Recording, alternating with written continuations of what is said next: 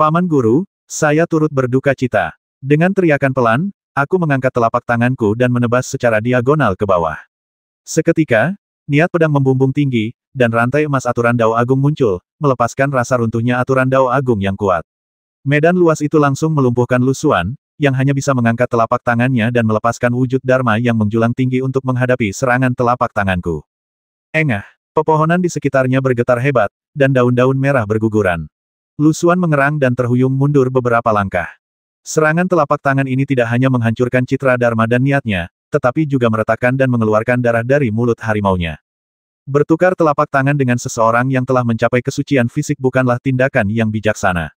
Tepat saat Lu Xuan mundur, aku melangkah maju dan mengaktifkan niat Konfusianisme dan Tao yang tak terhitung jumlahnya melalui metode hati buku fana, menyegel medan di sekitarnya. Pedang tulang abadi terhunus dengan bunyi dentang, dan langit yang dipenuhi cahaya pedang menyelimuti segalanya. Lu Xuan ketakutan dan buru-buru mengangkat tangannya, melepaskan gelombang teknik bela diri. Namun, perbedaan kekuatannya terlalu besar, dan ia langsung hancur di bawah pengaruh teknik pedang rusa putih. Dengan puff, ia memuntahkan seteguk darah dan tersandung pohon tua di belakangnya. Sebelum ia sempat mendongak, aku sudah mendekat dan mengangkat tanganku untuk memukul jari-jarinya beberapa kali, menyegel meridian utamanya. Kakak senior Bu, apa yang akan kau lakukan pada guru? Beberapa murid Akademi Pemusnahan Surgawi terkejut dan bahkan mencoba menghentikan mereka. Lin Muzhao lalu mengangkat tangannya pelan, langsung menciptakan dinding energi yang menghalangi semua orang di luar. Matanya yang berbentuk almond melebar saat ia berkata, kepala sekolah tidak ada di sini, jadi gadis suci sedang menegakkan hukum. Apakah kalian keberatan? Semua orang langsung terdiam, dan aku menginstruksikan, Long Sun, Dong Fang Chen, serahkan Paman Guru Lu Xuan kepada tetua penegak hukum untuk diamankan. Setelah Guru Dao keluar dari pengasingan, beliau akan menangani masalah ini secara pribadi. Kirim seseorang untuk meminta murid-murid akademi mengirimkan air dan makanan kepada orang-orang di kaki gunung. Jika perlu, siapkan barisan untuk melindungi mereka dari angin dan hujan.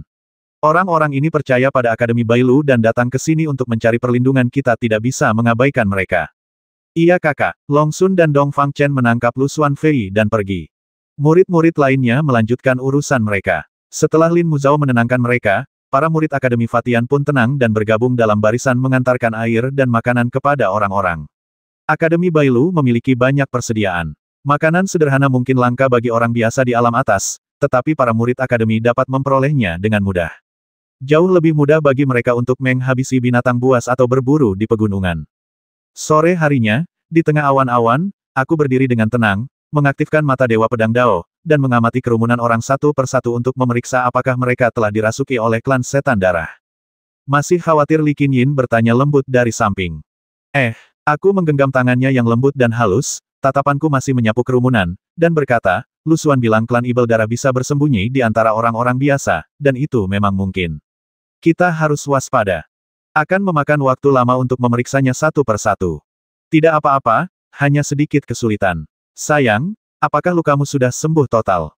Ya, saya sudah pulih sepenuhnya. Bagus. Ayo berpatroli bersamaku.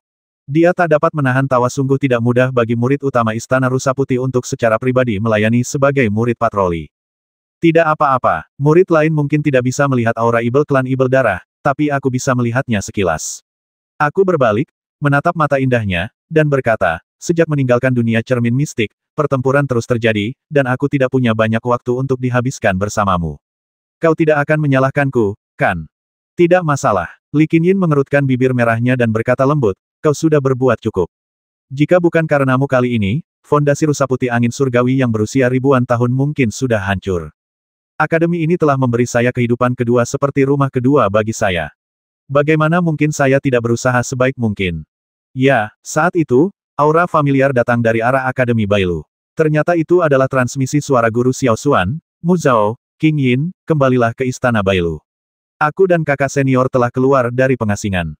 Guru telah muncul dari pengasingan. Dengan penuh sukacita, kami langsung berubah menjadi dua garis cahaya putih dan terbang menuju Istana Rusa Putih. Saat kami terbang menembus awan, aura suci transenden terpancar dari aula utama, dan keajaiban yang tak terlukiskan pun muncul. Meskipun Akademi telah mengalami bencana dahsyat, Istana Rusa Putih tetap terawat dengan sangat baik, hampir tanpa kerusakan. Saat memasuki aula utama, kakak perempuan kami, Lin Muzhao, sudah ada di sana, memegang dunia suguk-guk di tangannya. Guru kami, Sangguan Ziyi, dan paman kami, Sangguan Nanfeng, duduk dengan anggun di kursi utama, wajah mereka dihiasi senyum lembut. Menguasai, Li Qinyin dan saya berlutut hampir bersamaan, diliputi emosi.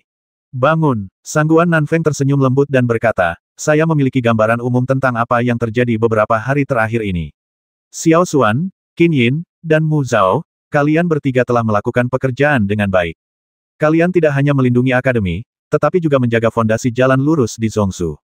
Khususnya, Xiao Xuan, kalian telah melindungi kedua Grandmaster kami dan memberikan kontribusi yang luar biasa. Sangguan Ziyi tersenyum dan berkata, Xiao Xuan, katakan saja padaku imbalan apa yang kau butuhkan. Aku dan kakak perempuanmu tidak akan pelit. Aku terkekeh dan berkata, Guru, aku murid Akademi Bailu. Melindungi sekte adalah tugasku. Aku tidak butuh imbalan apapun. Selama guru dan paman seniorku aman, semuanya akan baik-baik saja. Li Qinyin membuka lebar kedua matanya yang indah, beberapa helai prinsip pedang berkelebat di antara mereka, dan tersenyum, guru Anda telah menembus belenggu dan mencapai tahap itu. Sangguan Nanfeng mengangguk dan tersenyum berkat Kitab Suci Angin Surgawi Jilid 2 karya Xiao Xuan. Kitab Suci Angin Surgawi yang sempurna telah memecahkan misteri bagi saya dan adik perempuan saya selama bertahun-tahun, memungkinkan kami untuk bergerak menuju kesempurnaan dalam aturan. Oleh karena itu, kami seharusnya telah melampaui tingkat gelar dan mencapai tingkat orang bijak yang dibicarakan orang-orang. Namun, kami tidak begitu jelas tentang detailnya. Kami hanya tenggelam dalam hukum. Saya berkata, jelas bahwa kekuatan guru dan paman senior telah meningkat secara signifikan. Sangguan Ziyi menatapku, tatapannya melembut penuh kasih sayang, lalu tersenyum, Xiao Xuan, kamu sudah mencapai tingkat kesucian baik dalam ilmu pedang maupun tubuh fisik. Ya, saya telah memenuhi harapan guru. Sangat bagus. Dia mengangguk setuju dan berkata, kau mampu memikul tanggung jawab berat hidup dan mati kedua akademi sendirian dan menghadapi 5 talenta muda paling berbakat dari negeri pengasingan sendirian. Ini sungguh di luar dugaanku dan kakak perempuanku.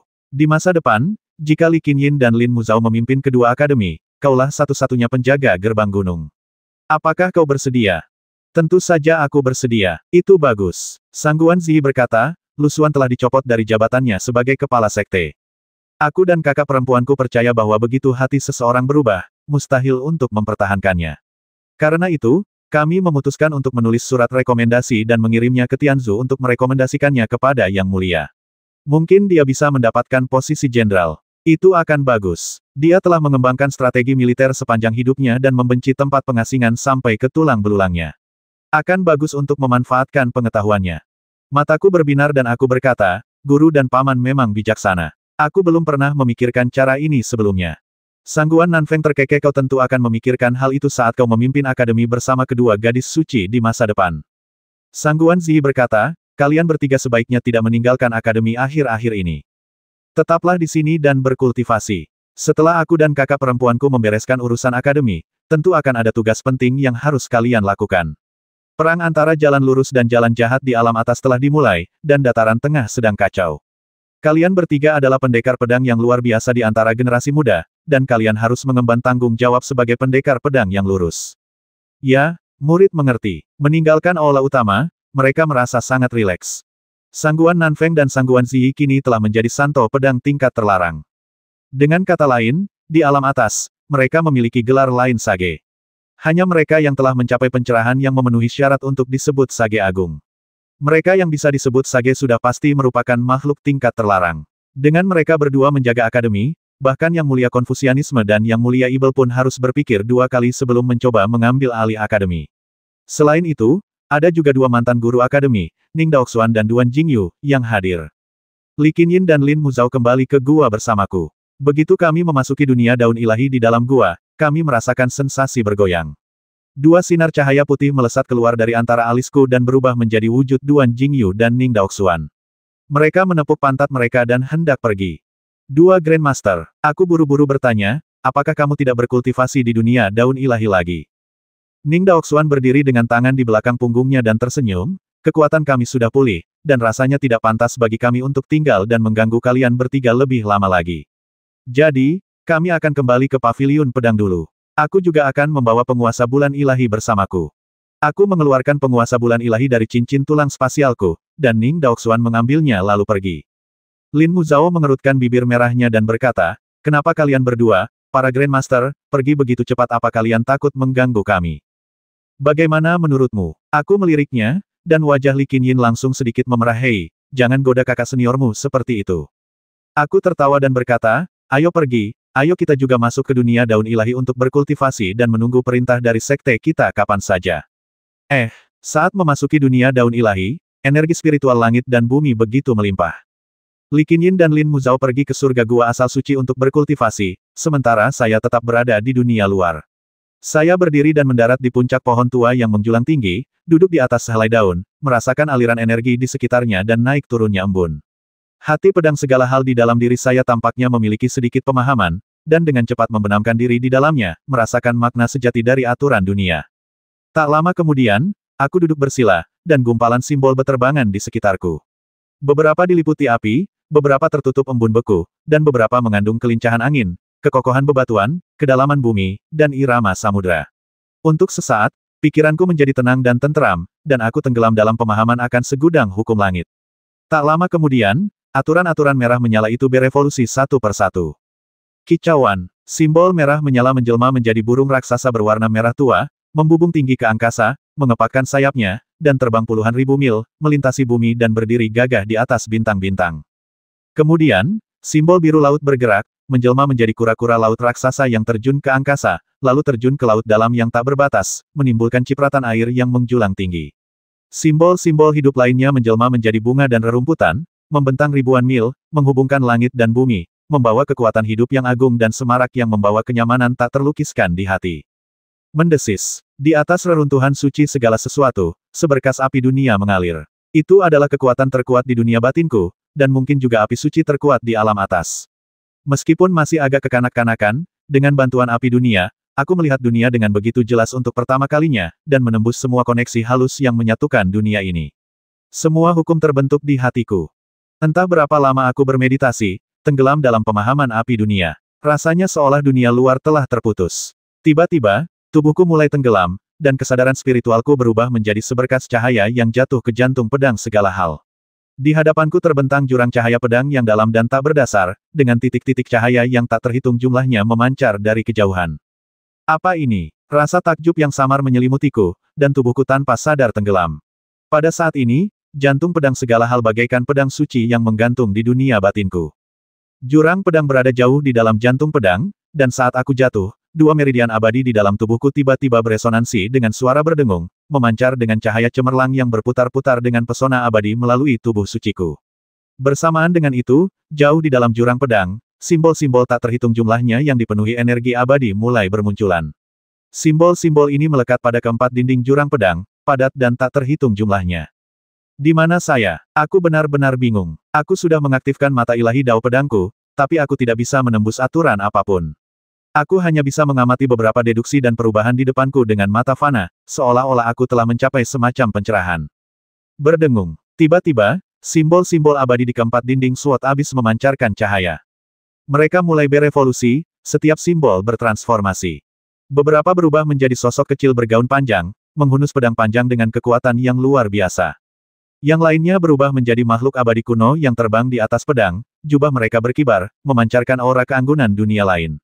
Yang lainnya lagi berubah menjadi prajurit yang menghunus pedang panjang, menunggangi binatang abadi kuno, auman mereka mengguncang langit, bertarung melawan ibel tak terlihat. Seluruh SWOT abis dipenuhi dengan sosok-sosok emas ini, pemandangan mereka saling terkait satu demi satu. Aku menarik napas dalam-dalam, menenangkan pikiran, dan mengamati dengan saksama ilmu pedang dari sosok-sosok kecil ini. Meskipun gerakan mereka mungkin hanya satu atau dua, berulang dalam satu siklus, masing-masing mengandung esensi ilmu pedang tertentu.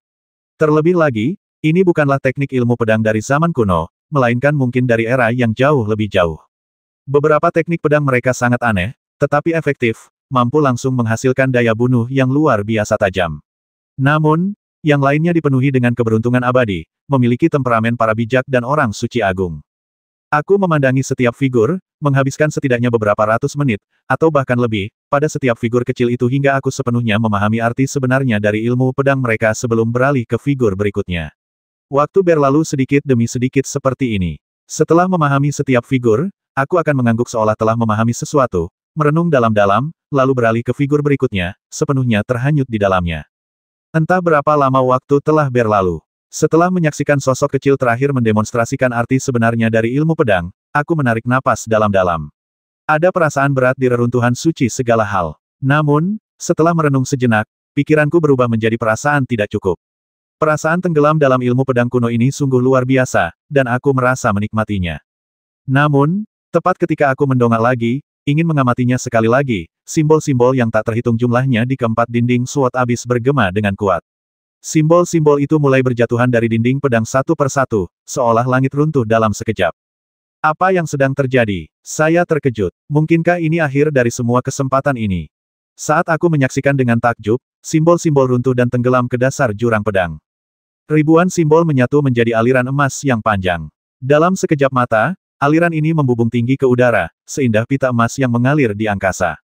Dalam sekejap mata, aliran ini menyembur keluar dari jurang pedang dan membentang di atas jantung pedang segalanya. Kemudian, tampaknya bahkan jantung pedang segalanya pun tak mampu menahannya. Aliran itu melesat ke angkasa dan benar-benar keluar dari jantung pedang segalanya. Tiba-tiba, aliran deras keemasan berputar di sekitar jantung pedang segala hal, yang dipenuhi bekas pahatan. Aliran deras itu mengandung makna dan aturan sejati dao pedang yang tak terhitung jumlahnya, mengalir dengan kekuatan esensi sejati dao pedang yang tak tertandingi, dan pada saat yang sama memancarkan aura abadi kuno. Dalam sekejap, aliran deras itu langsung beresonansi dengan jantung pedang segala hal, menyebabkan pemandangan kekuatan mendidih yang tak tertandingi muncul di dunia reruntuhan suci. Mendesis. Di permukaan hati pedang segala sesuatu, lapisan aturan yang sekeras kaca perlahan terkelupas. Belenggu kehidupan yang terpendam di dalam kultivasilah yang sedang dipatahkan. Dengan suara bang yang keras, hati pedang segala sesuatu terbebas dari belenggu itu dan menjadi bercahaya dan makmur. Akhirnya, aku berhasil menembus alam pedang dan hati yang menjadi satu dan mencapai alam legendaris ilmu pedang abadi. Lebih jauh lagi, ia memahami aliran deras teknik pedang abadi kuno. Kekuatan aliran deras teknik pedang abadi kuno ini tampaknya jauh melampaui kekuatan yang dimiliki manusia jahat. Aliran itu dipenuhi aura abadi kuno dan luar biasa dahsyatnya. Sekali digunakan, aliran itu mungkin bisa melepaskan kekuatan penghancur dunia. Terlebih lagi, aliran deras teknik pedang abadi kuno ini tampaknya mulai menyatu dengan pusaran niat pedang. Dengung-dengung-dengung. Jauh di dalam hati pedang, roh pedang yang tak terhitung jumlahnya terbangun, semuanya terpana oleh pemandangan menakjubkan di hadapan mereka. Bei Chen Feng, Santo pedang kuno, memandang aliran ilmu pedang dalam diam. Setelah beberapa lama, ia hanya mengangguk dan tetap tidak berbicara. Sang pedang suci bergelar kuno, Yue Yuan, mengelus jenggot panjangnya, memegang pedang kesayangannya, dan menampakkan ekspresi puas.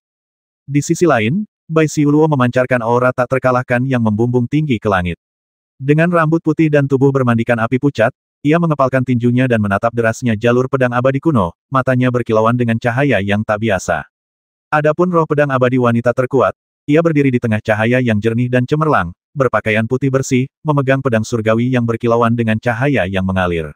Matanya yang indah menatap tajam ke arah aliran ilmu pedang abadi kuno, dan senyum tipis tiba-tiba muncul di bibirnya saat ia terkekeh, lumayan. Saat keempat bayangan jiwa pedang muncul satu demi satu, aura pedang dao kuno abadi melonjak lebih kuat, seperti pita atau naga emas yang berputar di sekitar jantung pedang segala sesuatu, bergerak perlahan, tampaknya menjadi pelindung jantung pedang segala sesuatu, dan juga pelindung pedang dao dunia batinku. Panggilan. Aku menghela napas lega, membuka mata, dan mendapati diriku terbaring di atas dedaunan. Sinar matahari jingga bersinar terang, hampir menyilaukanku. Aku mengangkat jari telunjuk kananku dan mengaktifkannya dengan lembut. Seketika, aliran tipis energi pedang berputar di sekitarnya. Meskipun tampak tidak signifikan, aliran itu mengandung kekuatan pedang yang sebanding dengan seorang Sword Sein bergelar. Perasaan memiliki kekuatan pedang yang begitu besar ini sungguh luar biasa. Di masa depan setiap kali aku menggunakan kekuatan aliran energi pedang kuno ini, kekuatan pedangku kemungkinan akan meningkat setidaknya 3 hingga 5 kali lipat. Sungguh lompatan kekuatan yang mengerikan. Ia tak kuasa menahan tawa. Setelah menahan derasnya ilmu pedang, ia menyilangkan tangan di belakang kepala, mengangkat sudut mulutnya, dan terkekeh bodoh. Jika aku mampu memahami kekuatan ini lebih awal, aku khawatir bahkan 5 agung pengasingan pun tak akan berarti apa-apa. Bahkan para jenius seperti Rang Si Chenjue dan Bai Li Mingji pun mungkin tak akan bertahan lebih dari 10 jurus di bawah pedangku. Adapun Sang Guan Jingyan dan Tang Jiuyuan, meskipun mereka dikenal sebagai raja generasi muda di tanah pengasingan, mereka pasti akan terbunuh dalam waktu kurang dari 3 gerakan di bawah derasnya pedang kuno abadi. Sekarang aku adalah seorang pendekar pedang sejati, dan salah satu yang terbaik di antara pendekar pedang tingkat rendah. Aku khawatir bahkan istriku, Li Qinyin, mungkin tidak akan mampu mengalahkanku. Sepertinya ini pertama kalinya aku melampaui kekuatannya sejak memasuki alam atas. Aku tidak mengganggu kultivasi Li Qinyin dan Lin Muzhao, juga tidak terburu-buru memberitahu mereka tentang Dao Pedang Abadi.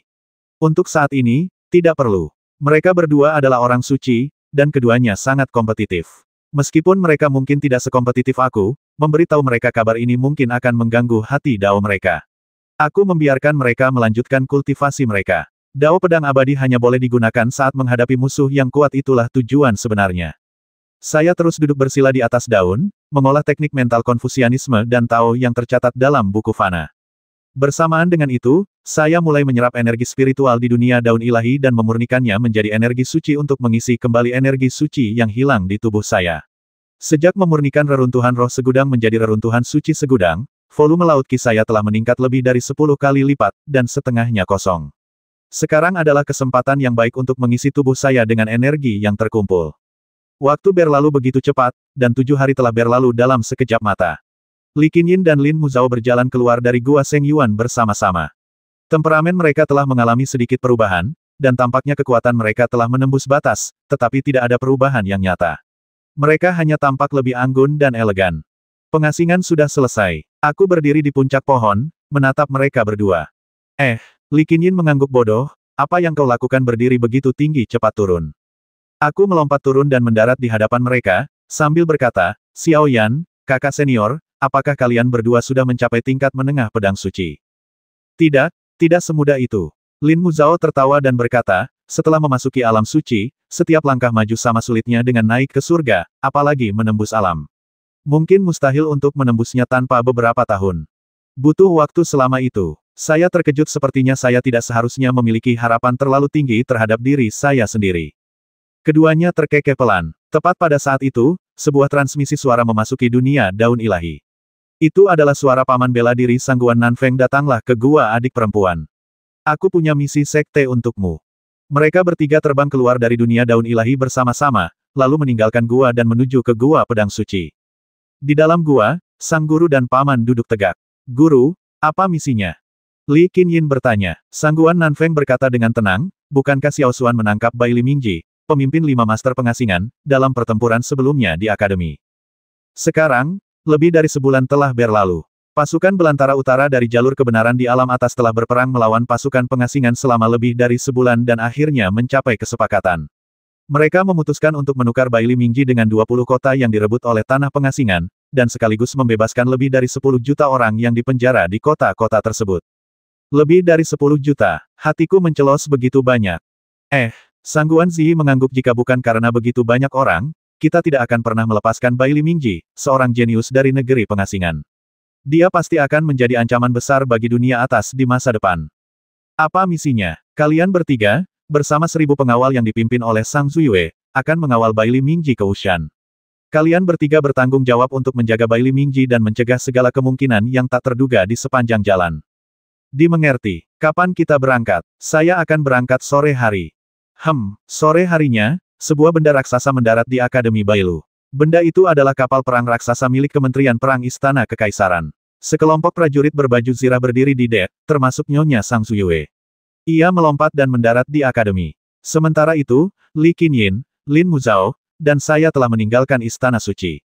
Salah satu ujung benang sutra Dewa Ungu Emas tergenggam di tangan saya, sementara ujung lainnya terikat pada Bai Li Mingji, yang tubuhnya tersegel.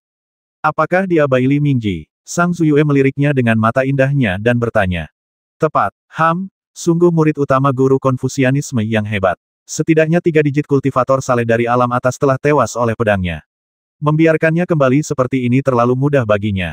Sang Zuyue melangkah maju dan menendang Bai Li Mingji, membuatnya terhuyung mundur beberapa langkah.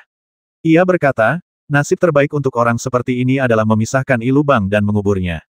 Aku mengangkat bahu dan berkata, sebenarnya, aku tidak berniat meninggalkan siapapun yang selamat. Aku hanya menggunakannya sebagai alat tawar-menawar. Karena alat itu sudah terbukti nilainya setara dengan 20 kota. Baiklah, ayo pergi. Sang Zuyue mengambil salah satu ujung sutra ulat sutra ilahi emas ungu dan mengangkat Bai Li Mingji ke langit seolah-olah ia adalah seekor anak ayam. Li Qinyin, Lin Muzhao, dan saya juga terbang ke kapal raksasa itu. Dengan terbakarnya kristal roh darah, kapal perang itu bergemuruh dan memasuki penerbangan menembus alam dalam sekejap mata. Dalam waktu kurang dari 1 jam, kami tiba di atas Wushan. Pada saat ini, Wushan kembali disibukkan oleh jalan lurus alam atas. Panji-panji kekaisaran Tianxin berkibar di seluruh pegunungan dan dataran, dan pasukan kavaleri berpatroli menempuh jarak ratusan mil. Terlebih lagi, aura para santo bergelar membumbung tinggi di awan. Jelas, dengan pohon anggur ilahi yang telah melukai Yang Mulia Darah, Yang Mulia Konfusianisme, dan tabu lainnya, serangan tanah pengasingan telah melemah secara signifikan dan kehilangan keunggulannya sampai batas tertentu. Di puncak gunung, sebuah istana emas membentang di langit, prasasti-prasastinya berkilauan dan pertahanannya kokoh. Istana ini tak lain adalah aula utama Permaisuri Dong Fangwan, Permaisuri Hati Surgawi. Saat itu, sejumlah besar menteri berdiri di aula, dan setidaknya ada beberapa ratus jenderal yang gagah di dalamnya. Begitu kami melangkah masuk, kami langsung menarik perhatian semua orang. Tatapan-tatapan ini mengandung kekaguman, kewaspadaan, dan terlebih lagi, kehati-hatian. Para kepala klan tingkat pertama dan kedua dari berbagai negara seperti Tianzhu, Yinzhu, dan Tanzhu semuanya telah tiba, berkumpul bersama. Agaknya, kisah pertempuran di Akademi Bailu telah menyebar ke seluruh dunia, dan orang-orang ini tidak mungkin tidak menyadari siapa kami bertiga. Kamu sudah sampai. Dong Fangwan mengenakan jubah emas dan putih yang megah dan mahkota permaisuri, memancarkan aura kebangsawanan. Melihat kedatangan kami, ia langsung menuruni tangga emas dengan wajah ramah. Matanya yang indah berbinar saat ia tersenyum dan berkata, Peri Qinyin, Peri Muzhao, dan Xiaoxuan, terima kasih banyak telah melakukan perjalanan ini secara langsung. Melakukan sesuatu di jalan yang benar bukanlah pekerjaan yang sulit. Lin Muzhao tersenyum lebar. Itu bagus sekali. Tatapan Dong Fangwan tertuju pada Baili Mingji, dan dia berkata, kau adalah murid paling luar biasa dari guru Konfusianisme, yang dikenal sebagai murid nomor 1 dari 5 guru besar yang diasingkan. Baili Mingji sepenuhnya tersegel, dan auranya secara alami ditekan oleh permaisuri manusia, tetapi dia masih mengerutkan kening dan berkata, kalau mau menghabisi, ya bunuh saja. Kenapa bicara begitu banyak? Dong Fangwan tersenyum tipis seperti yang diharapkan dari murid guru Konfusianisme, kau punya tulang punggung yang kuat. Namun, sayang sekali jika aku menghabisimu sekarang. Kau masih berguna. Zhu Yue, masukkan dia ke penjara bawah tanah dan kita akan tukar kotanya besok. Baik, Yang Mulia. Dong Fangwan menyaksikan Baili Mingji dibawa pergi, lalu menoleh ke arah para pejabat yang berkumpul dan berkata, setelah pertempuran Wushan, karena kesalahan perhitungan dan penilaian saya, pasukan kekaisaran menderita kekalahan telak. Ini semua salah saya. Pasukan Ibel di tanah pengasingan haus darah dan telah menyerbu wilayah dataran tengah kita. Ini tidak bisa ditoleransi. Untungnya, Akademi Tianfeng dan Bailu berhasil menghadang serangan Yang Mulia Konfusianisme, Yang Mulia Darah, dan 4 Ibel, sehingga memberi kekaisaran waktu untuk mengerahkan pasukan elitnya. Kontribusi mereka dalam pertempuran ini sangat berharga. Menurut kalian, apa yang harus saya berikan sebagai imbalan? Seorang menteri tua melangkah maju dan berkata, Yang Mulia telah menganugerahkan gelar keluarga bangsawan kelas 1 kepada Istana Pangeran Bu dan menganugerahkannya plakat emas, yang sudah lebih dari cukup. Bagaimana dengan 2 akademi besar? Seorang jenderal parubaya berbaju zirah melangkah maju dan dengan hormat berkata, Yang Mulia, meskipun pertempuran ini terjadi di Zhongzhou, ini menyangkut keselamatan seluruh alam atas. Kedua akademi maju tanpa ragu, bertempur dalam pertempuran berdarah melawan kekuatan Ibel, yang mengakibatkan kerugian besar bagi kekuatan mereka, sungguh disesalkan. Bayangkan, ada lebih dari 100 sekte kelas 1 di alam atas. Para santo bergelar dan santo berpangkat tinggi memiliki kekuatan untuk menembus batasan kehampaan dan memasuki Zhongzhou dalam beberapa hari, tetapi tidak satu pun dari mereka yang bersedia datang. Akademi Tianfeng dan Bailu telah maju saat ini, yang merupakan contoh kebajikan. Jenderal yang berbicara berdiri sangat dekat di garis depan, matanya berbinar-binar seperti bintang. Seluruh sikapnya bagaikan pedang yang tersembunyi di sarungnya. Kalau tidak salah, dia adalah Gu Peng, Kepala 10 Marsekal Kementerian Perang, salah satu tokoh terkuat di tentara kekaisaran, yang memiliki kekuatan seorang suci pedang bergelar. Beberapa tahun yang lalu, dia memahami kekuatan abadi pedang dan sangat dihormati oleh permaisuri. Seperti yang diharapkan, Dong Fangwan tersenyum tipis apa saran Komandan Gu. Gu Peng berkata dengan suara berat, Tianfeng Bailu layak menyandang gelar Akademi Zhenguo. Oleh karena itu, saya memohon Yang Mulia untuk menganugerahkan gelar Akademi Zhenguo kepada kedua akademi tersebut. Ini akan menenangkan rakyat dan memastikan bahwa mereka yang telah berjasa tidak dibiarkan tanpa pahala. Jalan lurus di alam atas saat ini sedang kacau. Hanya dengan membedakan dengan jelas antara pahala dan hukuman, kita dapat meluruskan hati rakyat dan membuat semua praktisi lurus di dunia setia kepada Yang Mulia. Benar sekali. Mata Dong Fangqi berbinar cerah saat ia tersenyum dan berkata, Jenderal Gu benar. Jasa patut dihargai, dan kedua akademi ini sungguh pantas menyandang gelar pelindung negara. Menteri lainnya mengangguk setuju kami mendukung usulan itu. Di antara para pejabat tinggi, hanya Sugu, Menteri Personalia, yang tetap diam, tampak tidak yakin. Yang lainnya adalah Si Hai, Menteri Perang, yang meskipun menggenggam tangannya tanda setuju, menunjukkan ekspresi rumit di wajahnya. Sepertinya beberapa menteri tidak senang, kataku menyampaikan suaraku. Li Qinyin tersenyum tipis dan berkata, Suogu dan Yu Sheng dulunya sahabat karib. Konon, mereka memiliki hubungan baik sebelum menjadi orang suci. Setelah kau menghancurkan klan Yu, Suogu tentu saja selalu berselisih dengan akademi, kan? Lin Muzhao tersenyum tipis sedangkan Si Hai, dia masih menteri perang Kekaisaran Tianxin, memegang kekuasaan jutaan tentara. Namun, kekuatan militernya terus-menerus terpecah. Di antara mereka, kekuatan baru yang dipimpin oleh 10 marsekal Kementerian Perang adalah sesuatu yang sangat diwaspadai Si Hai. 10 marsekal, yang dipimpin oleh Gu Peng dan Dong Fangqi, secara bertahap memecah belah kekuatan militer Si Hai. Si Hai tentu saja tidak mau menerima hal ini, jadi dia memilih untuk memihak. Hanya masalah waktu sebelum dia memihak Sugu. Perjuangan terbuka dan terselubung antara kekuatan baru dan kaum konservatif jauh lebih rumit dari yang kita bayangkan. Aku mengangguk, merasa sedikit kagum.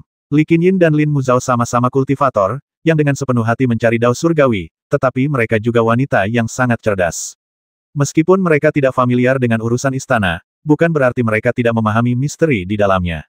Sekarang tampaknya mereka melihat segala sesuatunya dengan sangat jelas, bahkan lebih jauh daripada aku. Seperti yang telah saya prediksi, Kekaisaran Tianxin tidaklah monolitik. Keluarga Dongfang, yang dipimpin oleh Dongfang Wan, mengamankan tahta berkat pencapaian abadi mantan permaisuri api ilahi Dongfang Yue, sementara keluarga-keluarga lain terus-menerus saling bertikai. Kekuasaan di dalam istana juga terbagi menjadi dua faksi utama. Satu adalah faksi konservatif yang dipimpin oleh Si Hai dan Sugu, dan yang lainnya adalah kekuatan baru yang dipimpin oleh Zuo Xian, Menteri Pendapatan, dan 10 marsekal dari Kementerian Perang. Perjuangan antara kedua faksi ini pasti akan meletus secara nyata cepat atau lambat.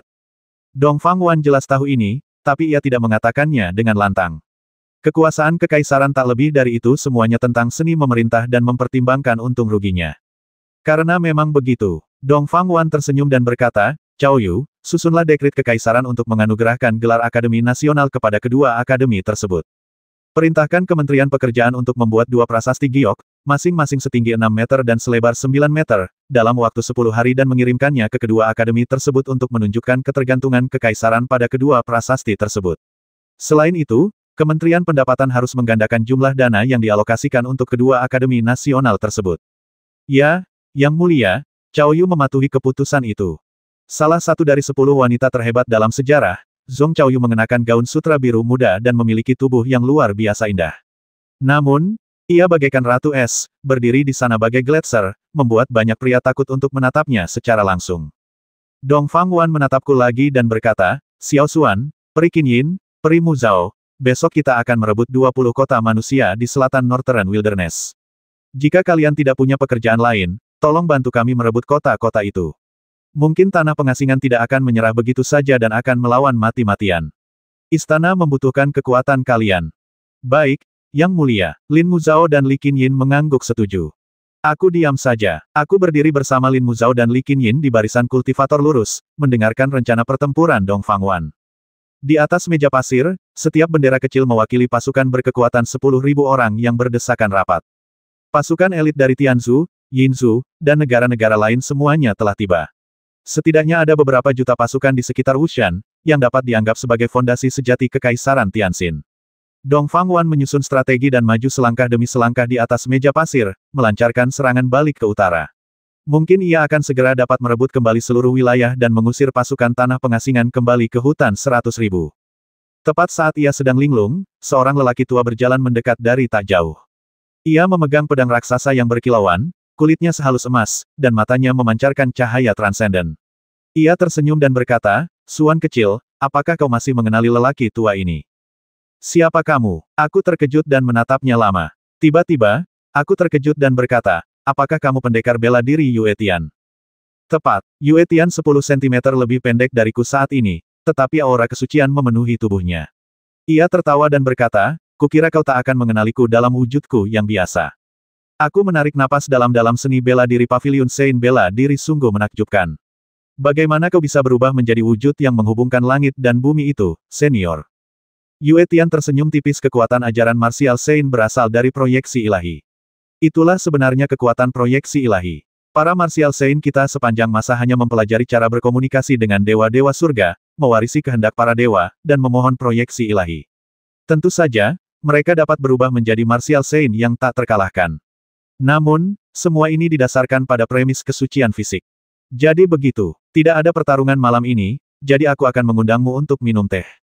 Bagus. Di tengah malam, cahaya bintang memenuhi hutan belantara, dan kuda-kuda perang berpatroli bolak-balik di kejauhan. Dong Fangwan, dengan pikirannya yang cermat, telah memasang lapisan-lapisan penghalang di wilayah Wushan, yang dapat dengan mudah memblokir bahkan serangan dari negeri pengasingan. Di atas puncak batu kuno, di meja persegi, sang bijak bela diri Yue Tian menyeduh teh dengan api tao. Li Qinyin, Lin Muzhao, dan saya, ketiga junior, duduk dengan tenang saling berhadapan, menunggu untuk mencicipi keahlian sang bijak bela diri. Tak lama kemudian, aroma teh memenuhi udara. Setelah menyesapnya, saya terkesima. Teh sang bijak bela diri memiliki daya tarik yang unik. Rasa tehnya kuat, dan setelah masuk ke mulut, terasa seperti semburan api, tetapi tidak pedas. Aromanya pas di mulut. Setelah menelannya, rasanya seperti telah mengalami kehidupan yang penuh pertempuran dan penaklukan. Teh di paviliun Wusheng sesuai dengan reputasinya. Mata indah Li Qinyin tampak dalam dan penuh perhatian saat dia tersenyum dan berkata, dibandingkan dengan teh lainnya, teh ini penuh dengan cita rasa strategi militer. Hidup tidak lain hanyalah perang yang kacau. Lin Muzhao memegang cangkir teh, mata indahnya berbinar, dan berkata sambil tersenyum, teh dari paviliun Martial Saint dengan sempurna menangkap kekacauan perang. Kamu benar, sang bijak bela diri Yue Tian menyipitkan mata, menyesap tehnya, memejamkan mata untuk menikmati rasanya, lalu membuka matanya sejenak, tatapannya berbinar. Ia berkata, tehku ini awalnya teh pahit, tetapi setelah disempurnakan, teh ini bisa dianggap sebagai teh obat. Teh ini berkhasiat membersihkan sumsum tulang dan menyembuhkan luka lama. Seperti yang dikatakan Peri Mu Zhao, hidup hanyalah medan perang yang sunyi.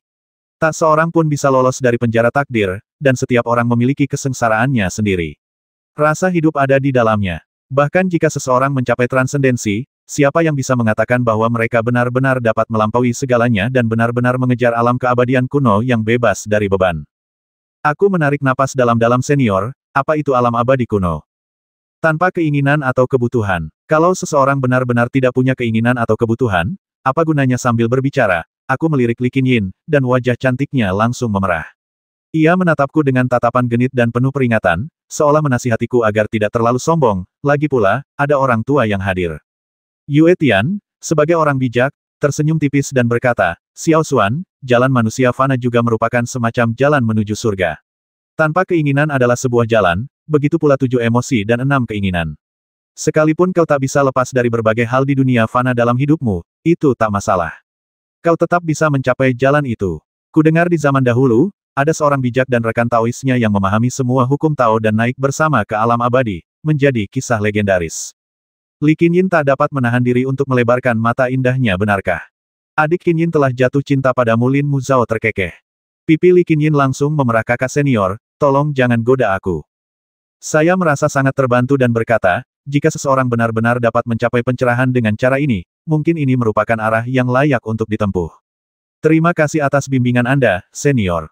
Yue Tian menatapku dalam-dalam dan berkata, tapi Xiao Xuan, kamu berbeda. Kenapa, tanyaku heran? Sangat sederhana. Yue Tian minum secangkir teh lagi, mendesah, dan berkata, kaulah yang dipilih oleh takdir. Kali ini, baik Li Qinyin maupun Lin Muzhao sama-sama terkejut. Mengapa kau berkata begitu, senior? Api dunia. Yue Tian menatap langit berbintang dengan mata yang dalam dan berkata, aku telah mempelajari banyak sekali karya klasik sepanjang hidupku, tetapi aku belum pernah mendengar ada orang yang memahami api dunia. Ini bukan api biasa, bahkan api suci tingkat pertama, api ordo dan api kekacauan, tidak dapat menandingi api dunia. Nasib orang yang memahami api dunia telah ditentukan. Bagaimana, tanyaku? Xiao Xuan, tahukah kau mengapa ada tanah pengasingan, dan mengapa alam abadi lenyap sepenuhnya dari dunia 1000 agung di 3000 dunia alam abadi benar-benar lenyap saat era abadi kuno lenyap? Mengapa? Karena tatanan dunia telah hancur. Mata Yue Tian bersinar dengan kebijaksanaan saat ia berkata, di 3000 dunia, perang telah berkecamuk selama bertahun-tahun dan kekacauan tak pernah berhenti. Orang-orang tidak lagi mengejar dao surgawi untuk mendapatkan kekayaan sejati, melainkan mengejar kekuatan yang dahsyat. Dengan kekuatan yang mereka peroleh, mereka saling menghabisi. Sejak saat itu, yang kuat memangsa yang lemah, dan tak ada lagi tatanan yang bisa dibicarakan. Apa hubungan semua ini denganku? Yue Tian mendesah pelan. Api dunia dapat menekan semua aturan di dunia, membentuk kembali tatanan dunia, dan bahkan membalikkan dunia. Hanya mereka yang memiliki api dunia yang layak disebut Sang Pencipta. Sang Pencipta. Saya bahkan lebih terkejut lagi senior, apakah Anda mengatakan saya memiliki hubungan dengan Sang Pencipta? Yah, meskipun kau akhirnya tidak menjadi dewa seperti Sang Pencipta, kau tidak akan terlalu jauh.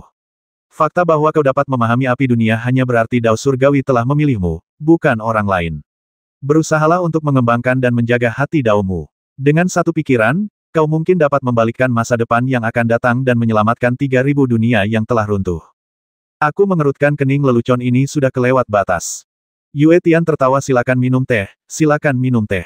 Anggap saja aku bercanda. Lagi pula bahkan jika kau memahami api dunia, kau masih sangat jauh dari menjadi seorang pencipta. Terlalu banyak batasan yang harus kau atasi. Lagi pula tabu-tabu yang tersembunyi dalam kegelapan mungkin tidak akan menoleransi perkembanganmu yang terus-menerus. Li Qinyin sedikit mengernyit senior, apa yang harus kakak perempuan dan aku lakukan untuk membantunya? Tidak perlu melakukan apapun, biarkan saja alam berjalan sebagaimana mestinya. Yue Tian berkata, kalian berdua adalah santo dari Akademi Zhenguo. Sejak lahir, kalian diberi misi masing-masing, tetapi misi itu berbeda dari Bu Yixuan. Kalian juga punya jalan sendiri, dan kalian tidak perlu mengorbankan kultivasi kalian demi dia. Saya mengerti. Oh, benar. Yue Tian mengangguk dan berkata, kalian bertiga sudah termasuk santo pedang termuda di alam atas, dan tak seorang pun di antara kalian yang berusia lebih dari 100 tahun. Karena itu kalian semua akan menjadi individu-individu luar biasa yang akan bersaing memperebutkan upacara agung di masa depan. Terutama Xiao Xuan, aku telah mengamati reruntuhan suci dan hati pedang kalian. Jika tidak ada hal tak terduga yang terjadi, kalian sudah menjadi santo pedang tingkat rendah terkuat di alam atas, dan bahkan di antara para santo pedang tingkat menengah, kalian tak terkalahkan. Kalian pasti akan mendapat tempat di upacara agung alam atas. Li Qinyin sedikit membuka bibir merahnya upacara besar sudah dekat. Yue Tian menatapku tajam dan berkata, upacara agung adalah pertarungan antara manusia, ibel, dan makhluk abadi, memperebutkan warisan penting Dao Surgawi. Warisan ini tidak boleh hilang. Namun, mereka yang memenuhi syarat untuk berpartisipasi dalam upacara agung haruslah kultivator dalam 100 tahun terakhir. Siapapun yang berusia di atas 100 tahun akan ditolak dan dibunuh oleh aturan begitu mereka masuk. Meskipun ada banyak orang hebat di alam atas, sangat sedikit yang bisa mencapai levelmu. Lin Muzhao berkata, konon Kekaisaran Tianxin awalnya berencana mengadakan konferensi seleksi pendahuluan akbar di Tianzhu sebulan kemudian untuk memilih kandidat yang akan berpartisipasi dalam upacara agung alam atas. Jika bukan karena serangan negeri pengasingan, kita mungkin sudah mempersiapkan seleksi pendahuluan akbar ini sekarang. Yue Tian berkata, tidak masalah. Bahkan di tengah perang, itu tidak akan menunda dimulainya turnamen pendahuluan upacara agung. Lagi pula dibandingkan dengan perang Belantara Utara dan perang Gunung Bela Diri, upacara agung alam atas lebih penting. Bisa dibilang, siapapun yang menang pertama dalam upacara agung akan menjadi orang pilihan sejati dari surga. Aku menarik napas dalam-dalam ya, aku mengerti.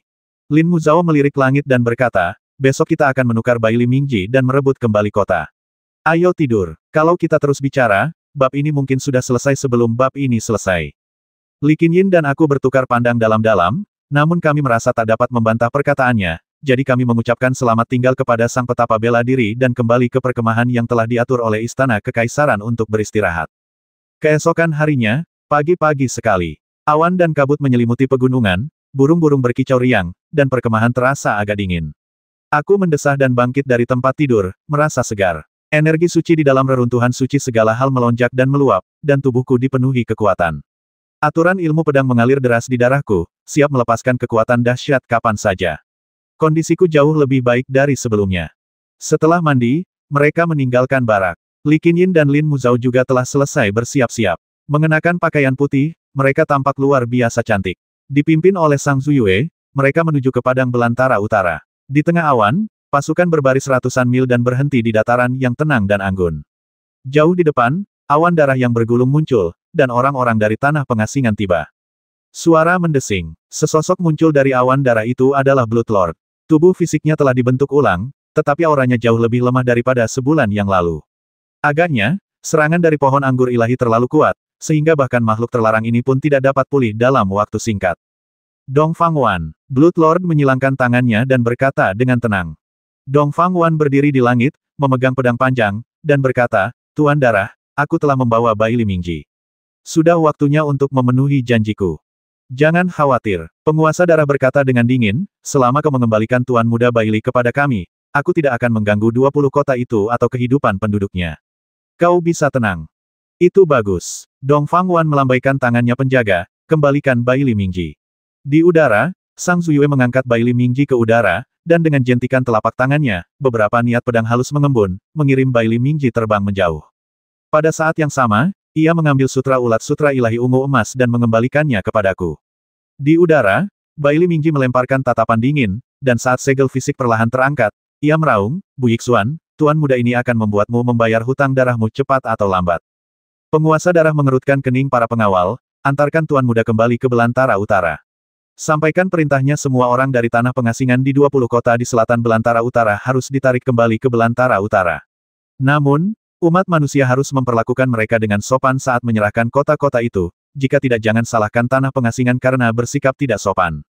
Tatapannya tajam. Permaisuri Tianxin menyipitkan mata indahnya Tuan Darah, apakah menurutmu manusia di alam atas mudah diintimidasi? Alasan aku setuju menukar Bai Li Mingji dengan kota ini hanyalah untuk meminimalkan kerugian.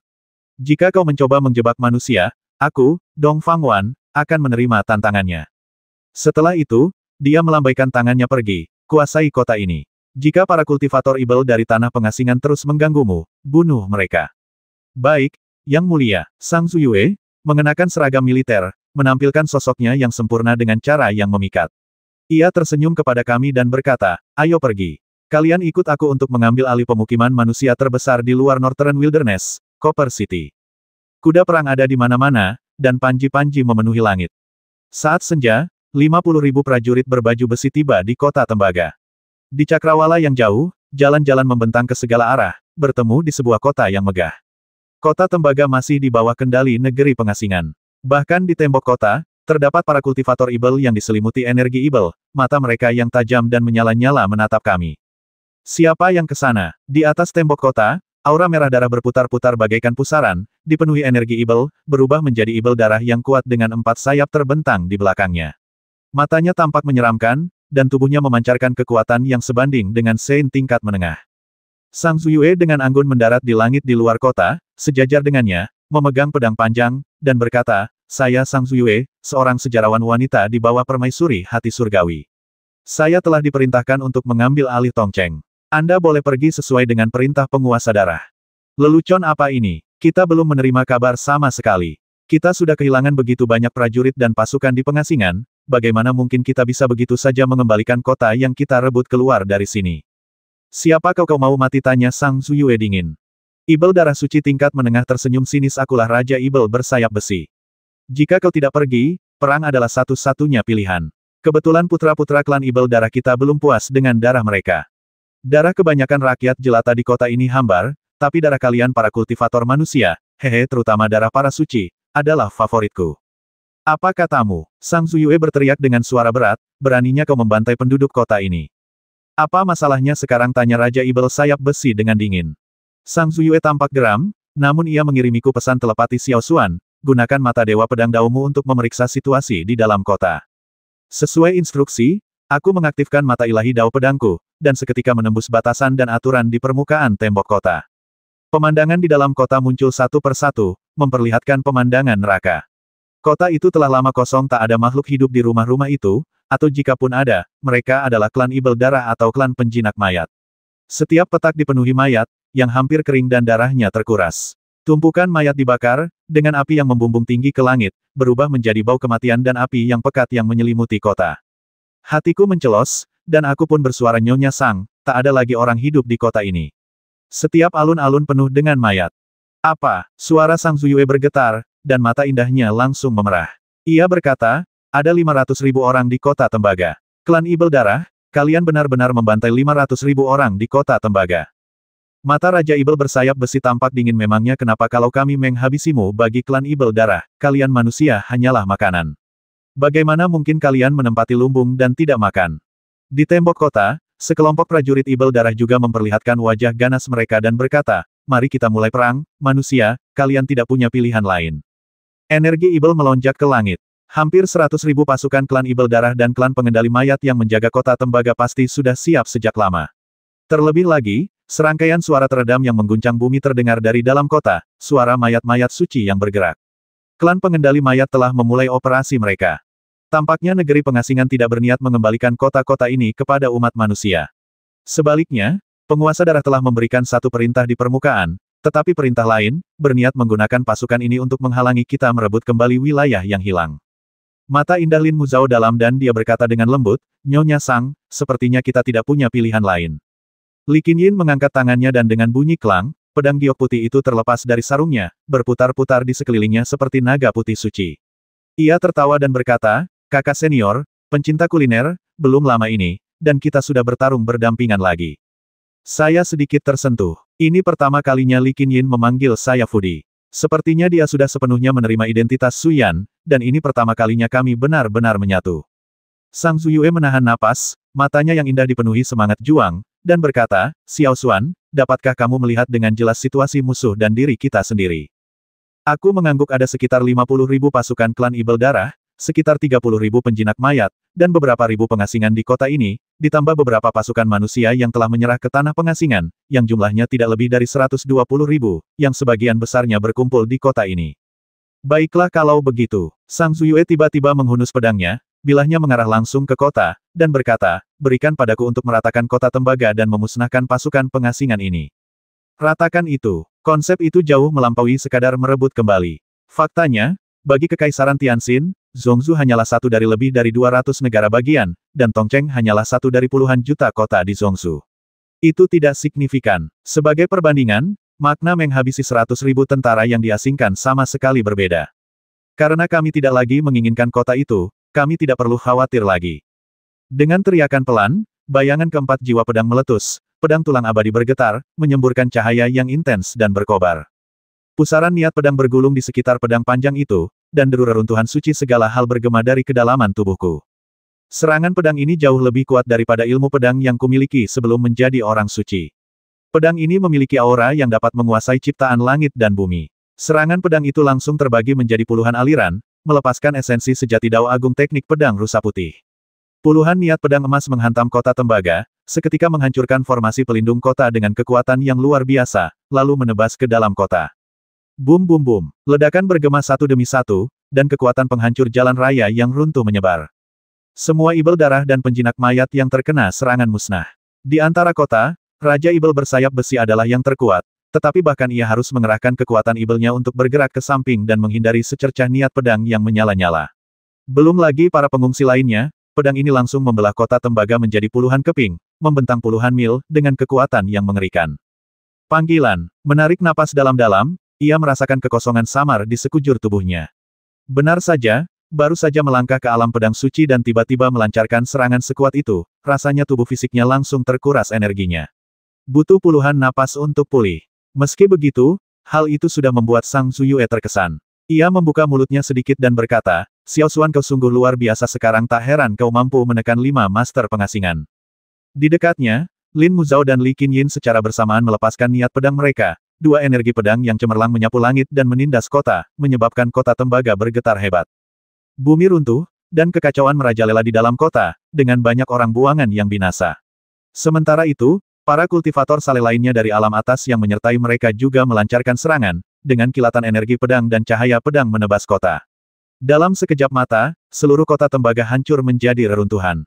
Panah peledak, tembak, Sang Zuyue memberi perintah lagi, dan kemudian ribuan prajurit kavaleri besi di belakangnya, membawa busur perang, menarik busur mereka serempak. Anak panah berkilauan dengan rune spiritual, dan mata panahnya terbuat dari kristal yang berdenyut dengan kekuatan sumbernya. Mereka melesat ke kota dengan serangkaian suara wus, seperti hujan anak panah. Kemudian, semua anak panah yang jatuh ke kota meledak satu persatu, masing-masing meledak menjadi bola api yang berdiameter beberapa kaki, mengubah kota tembaga yang sudah runtuh menjadi tumpukan reruntuhan. Wah, mereka punya trik itu. Aku diam-diam mengaguminya. Selama pertempuran Wushan, sebagian besar pasukan elit istana kekaisaran berada di Tianzhu dan belum sempat dipindahkan. Namun, kali ini berbeda. Menghadapi formasi kavaleri dan panah ini, tanpa kehadiran 3 mulia dan 4 ibel, siapa di negeri pengasingan yang mampu menahan kekuatan mereka? Sang Zuyue memang sosok yang luar biasa, layak menjadi jenderal yang melayani permaisuri. Ia cepat menyerang, semangat yang jarang terlihat pada jenderal. Lagi pula, mereka menghadapi negeri pengasingan, yang telah mengalahkan pasukan permaisuri di Wushan sebulan yang lalu. Debu memenuhi udara, tetapi energi ibel melonjak. Dari balik kepulan asap, terdengar raungan Raja Ibel bersayap besi yang dalam dan penuh amarah Sang Zuyue, kau terlalu berani. Apa kau tidak takut dengan murka negeri pengasingan? Sang Zuyue berdiri di kehampaan, jubahnya berkibar tertiup angin kencang alam atas dan tanah pengasingan telah berperang.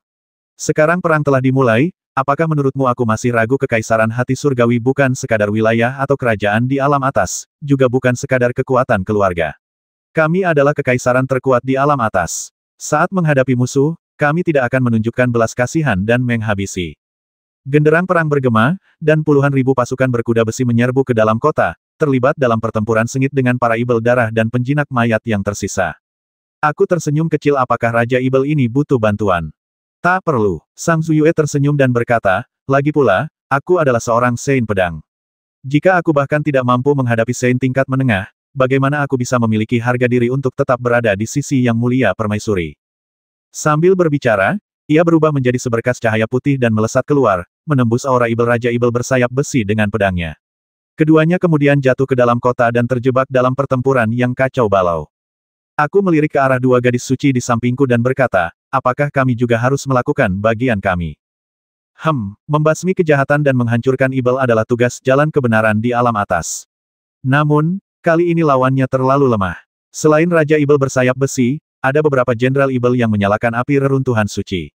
Selain itu, kebanyakan dari mereka adalah Ibel darah dan penjinak mayat di tingkat setengah suci, alam Yuanling, dan alam Tailing, yang sama sekali tidak layak disebut. Dengan kaki kokoh menjejak awan yang kacau, pedang tulang abadi di tanganku terkulai rendah, tubuhku berputar-putar dalam pusaran niat pedang saat aku melesat menuju medan perang. Di depan mataku terbentang pemandangan kavaleri besi tingkat atas yang berbaris untuk membasmi roh-roh jahat.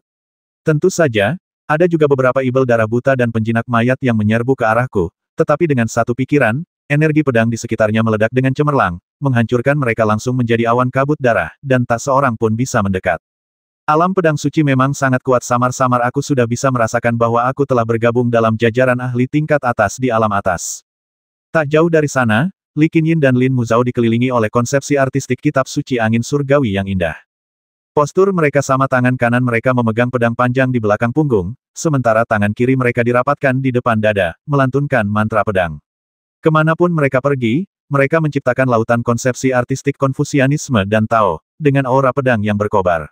Sekelompok Ibel darah dan penjinak mayat yang menyerbu semuanya terbunuh dan tak bisa mendekat. Sungguh menyebalkan. Dari kedalaman bumi terdengar raungan. Itu adalah Raja Ibel bersayap besi. Tubuhnya diselimuti energi Ibel berwarna merah darah. Kepalanya retak dan tubuhnya dipenuhi bekas pedang. Ia telah sepenuhnya ditekan oleh kultivasi pedang Sang Zuyue. Namun saat ini, hukum di antara alisnya melonjak. Reruntuhan suci meluas dan hampir meledak. Ia benar-benar akan menghancurkan reruntuhan suci itu sendiri. Sungguh Raja Ibel yang ganas dan tak kenal ampun. Ingin mati bersama mereka bermimpilah. Sang Zuyue tetap tenang dan kalem. Dengan lambaian pedang panjangnya, ia langsung memadat menjadi untayan niat pedang lembut yang melesat turun dari langit, memenjarakan Raja Ibel bersayap besi dalam bola cahaya niat pedang keperakan, seolah membentuk sangkar. Ketika reruntuhan suci Raja Ibel bersayap besi meledak, sangkar niat pedang itu hanya bergetar sedikit, benar-benar memadamkan kekuatan penghancuran diri seorang Raja Ibel terhadap reruntuhan suci. Kekuatan tersembunyi Sang Zuyue terlalu besar, bukan? Aku mengerutkan kening. Jika Raja Ibel sayap besi tidak menghancurkan reruntuhan suci sendiri, dia mungkin akan merahasiakan jurus ini, dan kita hampir tidak akan punya kesempatan untuk melihatnya. Dengan kekuatan yang ditunjukkan Sang Zuyue sekarang, dia mungkin sudah menjadi santo pedang tingkat atas, hanya selangkah lagi untuk menjadi santo pedang bergelar. Pantas saja dia bisa duduk kokoh di posisi pertama di antara 10 sejarawan wanita permaisuri. Dia tidak sederhana. Seolah menyadari ekspresi terkejutku, Sang Zuyue terbang mengikuti angin dan tertawa, bagaimana, cukup kuat, kan? Tidak apa-apa kataku. Dia terkekeh, tentu saja kau tak bisa dibandingkan dengan anak ajaib sepertimu. Saat kau mencapai level santo pedang tingkat tinggi, kau mungkin bisa dengan mudah mengalahkan santo pedang bergelar. Saya tetap diam, tidak yakin bagaimana harus menanggapi. Di dalam kota, semuanya hancur berkeping-keping, mayat-mayat klan Ibel darah dan klan penjinak mayat berserakan di mana-mana. Berkat penindasan total terhadap kekuatan para ahli tingkat atas, ditambah dengan rentetan panah peledak yang mengerikan, pasukan kekaisaran berhasil membantai pasukan buangan di kota dengan hampir tanpa korban jiwa. Setelah 2 jam pembantaian, sejumlah besar orang buangan melarikan diri ke utara, hanya untuk dikejar dan dibunuh oleh kami. Saat fajar, setelah mengejar ratusan mil, hanya beberapa lusin setan darah yang tersisa, terhuyung-huyung saat mereka terbang ke daerah terpencil. Berhenti. Sang Zuyue mengangkat tangannya dan berkata lembut, kita telah tiba di alam liar utara. Namun, beberapa kuda perang yang haus darah masih menyerbu ke penghalang aturan emas di depan. Pemandangan di dalam penghalang menjadi terdistorsi, dan tanaman merambat berwarna merah darah tiba-tiba muncul dari tanah, mencambuk beberapa kuda perang hingga berkeping-keping dengan serangkaian suara retakan. Darah dan daging beterbangan kemana-mana, pemandangan mengerikan yang mengejutkan kuda perang lainnya. Sepertinya kita tidak bisa lagi memasuki alam liar utara. Mata Lin Muzhao tampak jernih dan cerah saat dia berkata, mereka telah menyiapkan banyak metode jahat, dan di bawah kendali guru Konfusianisme, tak seorang pun dari kita yang masuk dapat lolos dari kematian. Itu benar, Sang Zuyue sedikit membuka bibir merahnya. Tanah pengasingan telah menjadikan belantara utara sebagai garis pertahanan terakhir mereka. Mereka akan bertempur sampai mati begitu kita memasuki belantara utara. Lupakan saja, kita hanya punya sedikit orang dalam perjalanan ini. Karena kota tembaga telah direbut, misi ini bisa dianggap selesai. Ayo kembali ke Wushan. Di seberang Northern Wilderness, kancah perang terbentang, dengan jejak pertempuran di mana-mana. Gubuk-gubuk pemburu yang dulunya tersembunyi di antara pegunungan kini terbengkalai. Seluruh bagian selatan Northern Wilderness telah menjadi tanah mati, tanpa tanda-tanda kehidupan. Dan bukan hanya di sini, bahkan di utara Wushan, wilayah yang membentang ribuan kilometer itu benar-benar tandus. Pemandangan tumpukan kerangka dan burung nasar yang mengerumuni langit dipenuhi dengan rasa kesedihan. Saat kami berjalan di antara awan, Suster Senior Lin Muzhao merasa sangat sedih dan berbisik, Akademi Rusa Putih kami telah menjaga dataran tengah selama puluhan ribu tahun, dan dikenal sebagai landasan dataran tengah. Namun kali ini, tanah pengasingan melancarkan serangan dari belantara utara. Sekarang dataran tengah telah menjadi seperti ini, dan kami yang disebut sebagai kultivator yang saleh tidak dapat mengabaikan tanggung jawab kami. Li Qinyin menggerakkan bibir merahnya sedikit dan berkata, kakak senior, jangan terlalu menyalahkan diri sendiri. Kita sudah melakukan yang terbaik kali ini. Jalan Ibel datang dengan kekuatan yang luar biasa, dan tak seorang pun menyangka akan berakhir seperti ini. Aku berkata, tidak apa-apa. Aku mengalami keputusasaan yang lebih mengerikan lagi ketika berada di alam bawah. Maksudmu saat orang-orang buangan menyerbu alam naga? Tanya Li Qinyin. Aku mengangguk dan menatapnya, lalu berkata, dan saat itu, bahkan kau adalah musuhku, begitu pula para jenius dari alam atas itu. Bagi seorang raja manusia sepertiku, mereka semua adalah ancaman yang mematikan. Tatapan meminta maaf terpancar di mata indah Li Qinyin saat ia berkata, maafkan aku saat itu. Qinyin tidak tahu bahwa orang-orang di Menara Delapan Kehancuran akan begitu berani, dan ia tidak pernah membayangkan hal itu akan membawamu pada penderitaan yang begitu besar. Aku melambaikan tangan dan berkata, aku tidak pernah menyalahkanmu. Aku hanya merasa sentimental. Lagi pula, kau bilang waktu itu kepentingan kerajaan atas adalah prioritas utama. Saat itu, kau begitu tegas sampai-sampai hampir tak berperasaan. Ini, Li Qinyin menundukkan kepalanya dan berkata lembut, tahun itu, hati Dao Qinyin memang agak gelisah dan sombong. Identitasmu berbeda sekarang, jadi titik awalmu dalam mempertimbangkan berbagai hal juga akan berbeda. Aku menatapnya dan berkata lembut, kau hanya perlu ingat bahwa hukum rimba bukanlah hati Dao yang seharusnya dimiliki oleh seorang ahli sejati. Dao surga itu luas dan tak terbatas, dan segala sesuatu pun tak terbatas. Kultivasi dimulai dengan menghormati semua makhluk hidup. Tidak ada perbedaan antara alam atas dan bawah. Selama mereka adalah makhluk hidup, mereka pantas diperlakukan dengan hati-hati. Mata indah Li Qinyin memerah saat ia menatapku dan berkata, Fudi, pemahamanmu tentang api dunia sudah cukup untuk membuktikan bahwa pemahamanmu tentang Dao surgawi lebih unggul dariku, jadi kau memang layak mengatakan itu. Lin Muzhao terkekeh dalam hati, sungguh lucu seorang istri diberi pelajaran. Kakak senior juga belajar banyak hal. Saya menyeringai dan berkata, tidak, itu tidak benar, saya hanya menyatakan fakta. Ini beberapa prinsip kecil yang saya pelajari dari aturan api dunia. Mungkin membagikannya akan bermanfaat bagi Anda para kultivator Dao. Kedua gadis cantik itu mengangguk serempak. Siang harinya, saat kami tiba di Wushan, kami mendapat kabar bahwa guru dan paman senior kami juga sudah tiba. Kamar tidur permaisuri, aula dalam. Xiao Xuan, Qinyin, Muzhao, kalian kembali. Ekspresi Sang Guan Ziyi lembut, dan seluruh tubuhnya dipenuhi aura peri transenden. Kekuatannya jauh melampaui dirinya sebelumnya. Hanya ada beberapa orang di ruangan kecil nan elegan di aula dalam ini. Selain kami bertiga, ada Sang Zuyue, guru kami, guru senior, pendekar bela diri Yue Tian, dan beberapa orang suci bergelar dari keluarga Dongfang. Permaisuri Dongfang Wan telah menanggalkan jubah permaisurinya dan mengenakan gaun yang agak feminin. Bahkan rambutnya tergerai. Jika tidak diperhatikan dengan saksama, Anda tidak akan menyadari bahwa wanita muda nan cantik ini adalah permaisuri Tianxin. Salam, Yang Mulia. Tidak perlu formalitas, silakan duduk. Li Qinyin, Lin Muzhao, dan saya bertukar senyum lalu duduk di sebelah guru dan guru senior kami. Dengan begitu banyak orang suci bergelar dan tingkat terlarang berkumpul di ruangan ini, jelas bahwa mereka tidak hanya mengobrol santai.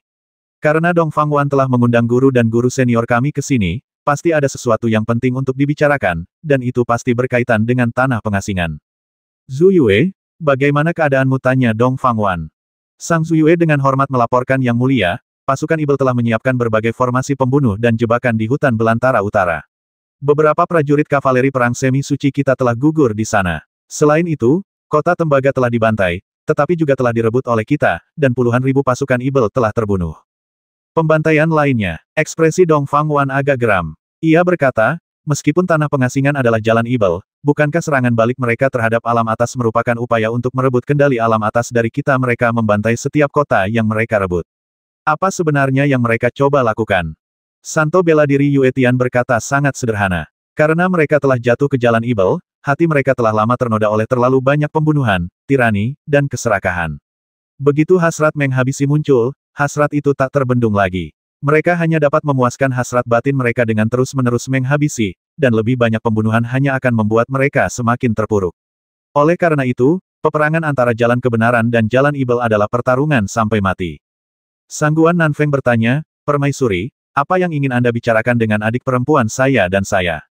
Sebuah peristiwa besar. Dong Fangwan berbicara dengan tenang dan acuh tak acuh, serang belantara utara, hancurkan 10.000 hutan, dan tutup kembali lubang cacing aturan yang menghubungkan kedalaman 10.000 hutan dengan tanah pengasingan.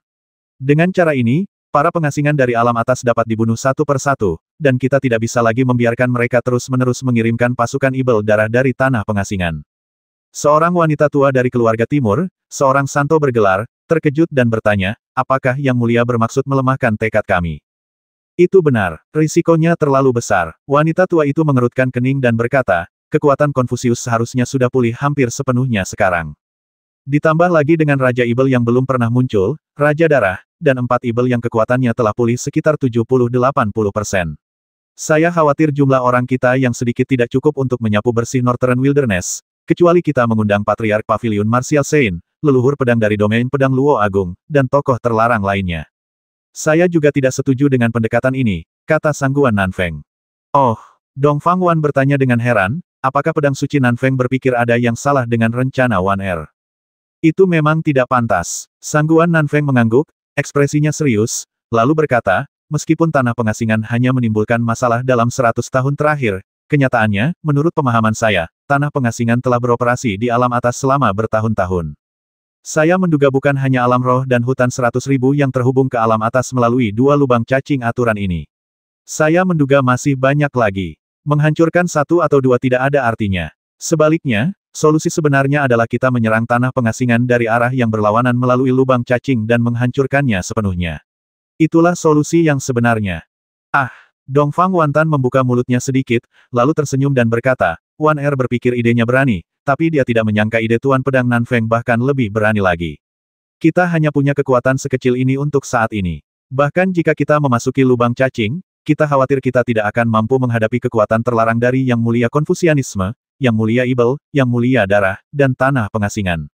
Belum tentu. Guru Sangguan Ziyi tersenyum dan berkata, jika kita menambahkan satu lagi yang terlarang, kita mungkin punya kesempatan.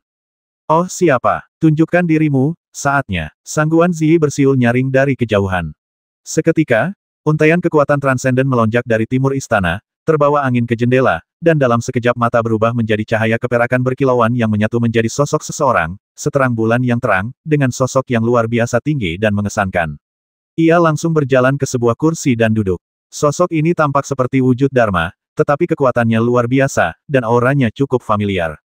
Ya Tuhan Vintri Senior, tanyaku terkejut. Dia mengangguk. Ya, Xiao Xuan. Apakah ini master legendaris ilmu terlarang? Orang yang melukai guru Konfusianisme dengan parah. Mata Dong Fangwan dipenuhi kegembiraan. Itu benar, Sangguan Ziyi berkata, jika dia juga bergabung dengan kita dalam perjuangan menuju tanah pengasingan, apakah Yang Mulia masih berpikir kita tidak punya peluang untuk menang? Saya mendapatkannya, tetapi peluang menangnya hanya 50%. Dong Fangwan berkata, pada akhirnya, kita tidak tahu banyak tentang tanah pengasingan. Mereka yang dikirim ke sana sebelumnya tidak pernah terdengar lagi. Mereka semua pasti telah binasa. Pohon anggur ilahi cahaya mengangkat dan melirik Permaisuri Tianxin, suaranya halus, kau baru akan tahu saat kau sampai di sana. Dong Fangwan merasa sedikit gugup di bawah tatapan pohon anggur ilahi, dan berkata dengan canggung, kalau begitu, mari kita coba. Pohon anggur ilahi menatapku lagi dan berkata, Xiao Xuan, ada hubungan sebab akibat yang sangat penting antara kau dan tanah pengasingan. Kau ikutlah denganku. Bagus. Saya tidak ragu sedikit pun. Li Qinyin dan Lin Muzhao, yang berdiri di dekatnya, keduanya tergerak, kami juga ingin pergi. Kalian berdua tidak diizinkan pergi. Sangguan Nanfeng berkata, kita tidak tahu apakah kita bisa kembali dari perjalanan ini. Lagi pula, Xiao Xuan juga sudah pergi. Masa depan alam atas tidak bisa diganggu-gugat. Kalian berdua harus tetap di sini. Meski kedua gadis cantik itu tidak mau, mereka tampaknya tidak sanggup menentang perintah tuannya dan tidak punya pilihan lain selain menurut meskipun mereka kesal. Malam itu damai, dan pemandangan di Gunung Wushan tak terbatas. Di kejauhan, jauh di tengah hutan belantara, cahaya suci berputar samar-samar, seolah menenun pita warna-warni di langit, keindahan dan kemegahannya tak terlukiskan. Aku berdiri diam di atas batu yang dingin. Tak jauh dari sana, di bawah cahaya suci, pohon anggur ilahi yang ramping terlalu tinggi untuk dipandang langsung. Pohon itu dikelilingi oleh aturan dan sangat sakral. Kapan kita berangkat, tanyaku. Tunggu dengan sabar waktu yang tepat. Pohon anggur ilahi menatap kosong ke kejauhan. Meskipun wajahnya tak terlihat jelas, kelembutan dalam tatapannya terasa jelas, seolah merangkul segala sesuatu dan selaras dengan Dao Agung. Setelah beberapa saat, ia berkata lagi, Xiao Xuan, kenapa kau tak bertanya padaku mengapa aku bersikeras mengajakmu ke tanah pengasingan bersamaku? Kamu bilang ada hubungan antara aku dan tempat itu. Kalau begitu, ayo kita ke sana. Bukan masalah besar. Pohon anggur ilahi tersenyum dan berdiri dengan tangan di belakang punggungnya, berkata, kau kini telah mencapai kesucian, baik dalam ilmu pedang maupun fisik. Dalam hal kekuatan reruntuhan suci dan api suci, kau jauh melampaui para santo pedang tingkat rendah biasa. Bahkan dalam hal aturan pedang, kau telah mencapai tingkat yang membuat para kultivator pedang tingkat atas mengagumimu seumur hidup. Tidak banyak ruang untuk berkembang jika kau terus berkultivasi di sini. Akan lebih baik untuk meninggalkan tempat ini dan mengasah kemampuanmu. Aku mengangguk dan berkata, Senior Divine Fin, apakah ada bahaya besar di tanah pengasingan yang akan kita tuju? Tidak pasti. Pohon anggur ilahi tersenyum santai dan berkata, penyebab sejati pengasingan adalah hukuman dari jalan kebenaran alam atas. Pada akhirnya, itu hanyalah kandang bagi alam atas untuk menghukum para pelaku kejahatan. Butuh puluhan ribu tahun untuk menjadi seperti sekarang ini dan membentuk iklim ini. Tujuan yang ditabur oleh alam atas seharusnya diselesaikan oleh alam atas juga. Kau adalah kultivator pedang terkuat di antara generasi muda alam atas, dan kau memiliki tanggung jawab dan komitmen ini. Dipahami. Aku menarik napas dalam-dalam. Jika waktu mengizinkan, aku ingin membawa Xiaoyan pulang untuk bertemu ayah dan sepupuku. Baiklah, aku akan mengantarmu ke sana. Bagus. Keesokan paginya, padang belantara agung diselimuti kabut, dan udaranya terasa segar tak terlukiskan. Tak hanya Li Qinyin, bahkan kakak perempuannya, Lin Muzhao, meminta saya ikut melihat seperti apa rumah Bu Wang sekarang. Sebatang ranting pohon anggur ilahi yang lembut muncul dari balik kabut, dan sehelai daun hijau menopang kami bertiga. Kemudian, kami memasuki kecepatan cahaya dan tiba pada jarak puluhan ribu mil dalam waktu kurang dari beberapa lusin tarikan napas. Di balik awan dan kabut, sebuah rumah megah nan hikmat membentang di atas daratan. Rumah Bu Wang kini bukan lagi rumah biasa. Istana-istananya yang megah memancarkan aura kewibawaan, membentuk kota suci alam atas yang membentang puluhan kilometer. Para prajurit berbaju besi berbaris rapi, dan orang-orang telah bermukim puluhan kilometer di luar rumah besar tersebut. Jalan-jalannya bersilangan, dan rumah besar itu semakin ramai. Tanpa disadari banyak orang, sebuah kota nyata telah terbentuk di sekitar rumah besar tersebut. Banyak orang datang ke sini untuk menerima perlindungan rumah Bu Wang, dan menjadi bawahannya. Status sebagai keluarga bangsawan kelas atas memang luar biasa. Di atas gerbang utama istana pangeran tergantung sebuah plakat emas yang sangat mencolok dengan 4 karakter besar bertuliskan Butian Wangfu, yang berarti istana pangeran, yang membuat istana tersebut tampak semakin luar biasa. Rumah Butian Wang. Lin Muzhao melangkah melewati kehampaan dan tersenyum tipis. Ini sudah sangat luar biasa. Li Qinyin tersenyum dan berkata, pencinta makanan, haruskah kita masuk dan menemui ayah sekarang? Ya, sepupuku seharusnya sudah tiba sekarang. Bagus. Saat kami turun dari langit, beberapa jenderal yang menjaga gerbang istana pangeran mengenali kami dan berseru gembira, Tuan Muda telah kembali. Hebat sekali, Tuan Muda telah kembali. Saat mereka memasuki bagian dalam mansion, sesosok yang familiar dan cantik mendekat. Sosok itu adalah Lan Ling, yang kini telah menjadi pengurus rumah tangga di mansion Pangeran Bu. Gaun birunya menonjolkan lekuk tubuhnya yang sempurna, dan ia menyapa mereka sambil tersenyum kakak. Aku tak dapat menahan senyum Lanling, kamu jadi semakin cantik. Li Qinyin dan Lin Muzhao terbatuk pelan. Lanling tersipu dan berkata dengan sopan, Lanling memberi salam kepada Peri Qinyin dan Peri Muzhao. Silakan kemari. Tuan dan Nona sudah menunggu Anda di aula utama. Aula utama istana pangeran sangat megah, dengan pilar-pilar batu menjulang tinggi yang merangkul naga-naga yang menjulang tinggi ke langit, menopang hamparan ruang yang luas. Aula itu terang benderang. Paman Fu keluar untuk menyambut mereka, tersenyum dan berkata, kalian semua sudah kembali bagus, kalian semua sudah kembali. Meskipun kerutan di wajahnya tidak bertambah, ia juga tidak menjadi lebih muda. Penuaan adalah hukum alam, dan meskipun saya menggunakan banyak obat mujarab, saya tidak dapat membalikkan proses penuaan beliau dan ayah saya. Apa yang disebut peningkatan harapan hidup hanya meningkatkan panjangnya umur, tetapi tidak dapat membalikkan proses penuaan. Begitu masuk ke dalam, aku berlutut dengan satu kaki dan membungkukkan badan, sambil berkata, ayah. Ayahku segera berdiri dan memegang tanganku, sambil berkata, Xiao Xuan, kamu akhirnya pulang, mengapa kamu melakukan upacara besar seperti itu? Sepupunya yang berdiri di samping tersenyum tipis, seolah tahu segalanya, lalu berkata, Xiao Xuan pasti akan melakukan perjalanan panjang lagi untuk menimba pengalaman, jadi dia datang untuk berpamitan dengan kita. Ayah, nanti juga akan terbiasa. Duduk semuanya. Seseorang, tolong bawakan teh. Li Qinyin, Lin Muzhao, dan saya duduk satu persatu. Tak lama kemudian, para pelayan menyajikan teh yang harum. Meskipun keterampilan para pelayan tidak sebanding dengan upacara minum teh dari sang bijak bela diri Yue Tian, mereka tetap luar biasa, jauh lebih unggul daripada teh kasar rumah tangga biasa. Dalam sekejap, aula dipenuhi aroma teh yang menyegarkan dan menyenangkan. Wajah sang ayah dipenuhi kerutan yang jelas, tetapi ia tampak sehat berseri-seri. Ia berkata, Xiao Xuan, kudengar dari Xuan Yin bahwa kau sekarang telah memasuki alam suci dan menjadi seorang suci pedang. Ya, ayah, kau juga tahu. Menjadi seorang pedang suci pasti sangat sulit, bukan? Ayah mengerutkan kening, matanya yang semakin keruh dipenuhi rasa sakit hati. Seperti biasa, meskipun ia kini tinggal di rumah Butian Wang yang bergengsi dan menjadi kepala keluarga, ia tetap bersikap seolah-olah ia adalah pemilik kilang minyak di kota daun perak di alam bawah. Semua pikirannya tertuju pada anak-anaknya. Meskipun aku dan sepupuku telah menjadi orang suci, di matanya kami tetaplah anak-anak yang mudah terluka. Hidungku sedikit gatal, dan aku berkata, ayah, tak ada kultivasi tanpa penderitaan. Lihat, Xiao Yan dan kakak senior Mu Zhao sama-sama telah menjadi orang suci pedang. Mereka telah menderita sama sepertiku. Jika mereka bisa bertahan, aku juga bisa. Ayah tak perlu khawatir tentangku. Aku sudah dewasa sekarang dan bisa mengurus diriku sendiri. Itu bagus itu bagus. Setelah bergumam beberapa patah kata, sang ayah bertanya, saya dengar ada kultivator Ibel yang memberontak di perbatasan. Benarkah itu? Berita bahwa pasukan buangan itu menyerang wilayah atas memang telah menyebar ke seluruh dunia, dan bahkan ayahku, yang berada di dalam istananya, telah mendengarnya. Mereka semua orang menyebalkan kecil, ayah tidak perlu khawatir. Aku menyentuh hidungku dan tertawa, kita punya banyak kultivator kuat di alam atas, bagaimana mungkin kita takut pada kekuatan Ibel belaka? Jangan khawatir, jalan lurus alam atas akan mengurus semuanya, semuanya akan baik-baik saja. Paman Fu tersenyum dan berkata, kalau begitu, Tuan Muda, Anda ingin makan apa untuk makan siang? Saya akan segera menyiapkannya. Nona ingin ikan mas roh naga kukus untuk makan siang. Bagaimana dengan Anda, dan apa yang Peri Qinyin dan Peri Muzhao suka makan? Aku terbatuk dan berkata, apa saja boleh, bagaimana kalau burung pegar rebus yang banyak cabainya? Oke, Li Qinyin tersenyum dan berkata, karena kita sudah bisa memesan, aku akan pesan tumis kepala bunga magnolia.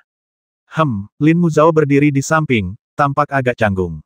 Li Qinyin terkekeh kakak senior, jangan terlalu sopan. Anggap saja tempat ini seperti rumah. Ini kediaman Pangeran Bu, rumah para pecinta kuliner. Apa yang membuatmu malu? Sepupuku ikut tertawa ya, Muzhao, apakah ada sesuatu yang sangat ingin kamu makan? Lin Muzhao tersenyum dan berkata, sebenarnya, saya membawa beberapa bahan. Saya punya seporsi jamur tianyi di sini. Paman Fu, bagaimana kalau Anda mengambilnya dan membuat semangkuk besar sup untuk dinikmati semua orang?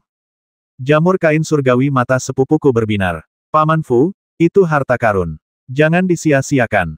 Paman Fu terkejut, tetapi segera menerima jamur pakaian surgawi Lin Muzhao dan berkata, baik, Nona, saya akan segera mengurusnya. Saya pasti akan menyiapkan makanan lezat untuk semua orang nanti siang. Baiklah, perjamuan akan dimulai tepat tengah hari. Ya, masih ada waktu sebelum tengah hari ketika sepupuku berdiri dan berkata, Xiao Xuan, Xiao Yan, dan Mu Zhao, kalian bertiga ikut aku. Ada yang ingin kukatakan.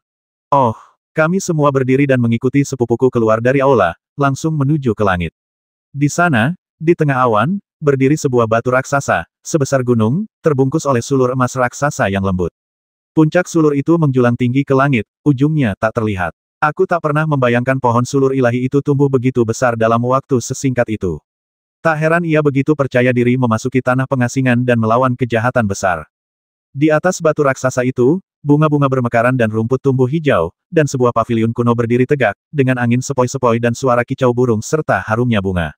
Sepupuku mendarat dengan ringan di dalam paviliun kuno. Setelah kami bertiga mendarat, ia berbalik dan berkata, "Jadi, pohon tua itu telah memutuskan untuk menyerang tanah pengasingan, ya?"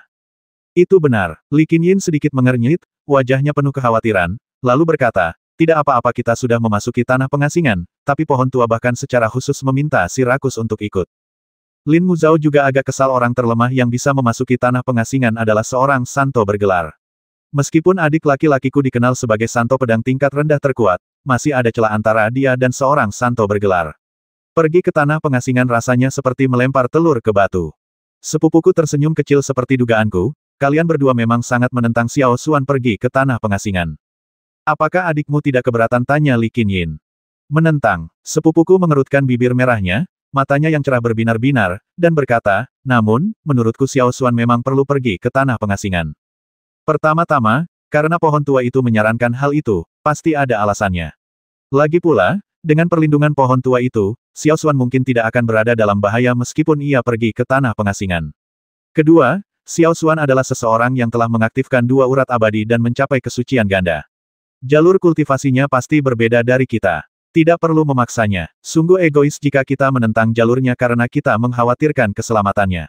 Sambil berbicara, ia menatap kedua wanita itu dalam-dalam dan berkata, aku mengerti kalian berdua sangat peduli pada Xiao Xuan.